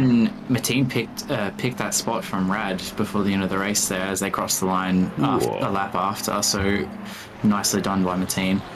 We got Gia Coman crossing the line about 20 or so seconds behind, 22 if you like. Behind to take P2. Benny Vintner probably another 20 seconds behind Giacomin as he's going to cross the line to round out your podium. And doing a little weave, little celebratory. Good race from Vintner, actually. That early stop paying dividends for sure, because I believe he was down a bit further down. You might be able to enlighten me as where he started, but Purcell taking out P4. Jasmine exploring the grass and taking a sign with him. I don't know if I'd recommend that, but Thurcolini P6 in the 844 Porsche with Weatherburn P7 with Jack Miller P8, and I believe that's Ben Oliver in P9. Just don't mess around too much, mate. That McLaren's still racing you. The 213 Tanner P10, and that's going to round out your top 10 for Split Green. And what a race that was, and I'm not even sure what I mean by that. Was a motor race. Well said. As Lexi Bone would say, that was one of the races of all time. Indeed. It was actually pretty interesting. With the pit stops, I think they did a very good job of kind of spicing up a bit of a dull race. And to be honest, Split Green, for all the trials and commiserations of some of the driving standards, it was very fun to watch. So good job, Split Green. But a great win there from Amrul Naim, first in overall, followed by Giacomin and Wittner for overall positioning. Silver class will go to Ben Oliver ahead of Benjamin Piper. A quiet race from the Mercedes driver 2, and then Danny Vu 1 lap down. Pro-Am is going to be in the A Jasmine despite the penalties, but still a mile up the road ahead of Jay Miller and Jay Tanner as well. And for Am, I believe it's going to be not Wafri, it'll be Mateen from Wafri, and then Fadila, who also didn't finish out the race. Just a quick little note on the bookend of this race. Ben Curtis, our race director, just saying that the collision between car 28 and 125, which was Jasmine and Purcell, is going to be looked at after the race. So interesting tidbit there. But thank you very much, everyone, for tuning in tonight. Thank you to all our stewards and our race director, and very, very big thanks to Glenn for putting this on. Cameron, who would be your driver of the day? Very good drive from a lot of people, frankly. I love that battle between Giacomin and Naim, but I can't give it to both of them. So I'm going to say actually Ben Finder, to be honest. It's a good, quiet drive. I downplayed the undercut quite a lot, but I think with the circumstances of how spread out the field was, and very sort of a mature and steady drive from him as well, it paid dividends at the end, and took him with some silverware. Yeah, I think Naim is getting the Max Verstappen 2023 treatment in Split Green, but so I am going to give it to Vintner, because I do think that was pretty outstanding to finish on the podium after where he started. But yeah, so it's good stuff. All right. And that's going to be it from us tonight. Thank you again, everyone. Please have a lovely and cozy night. See you later. Thank you, everyone. Good night.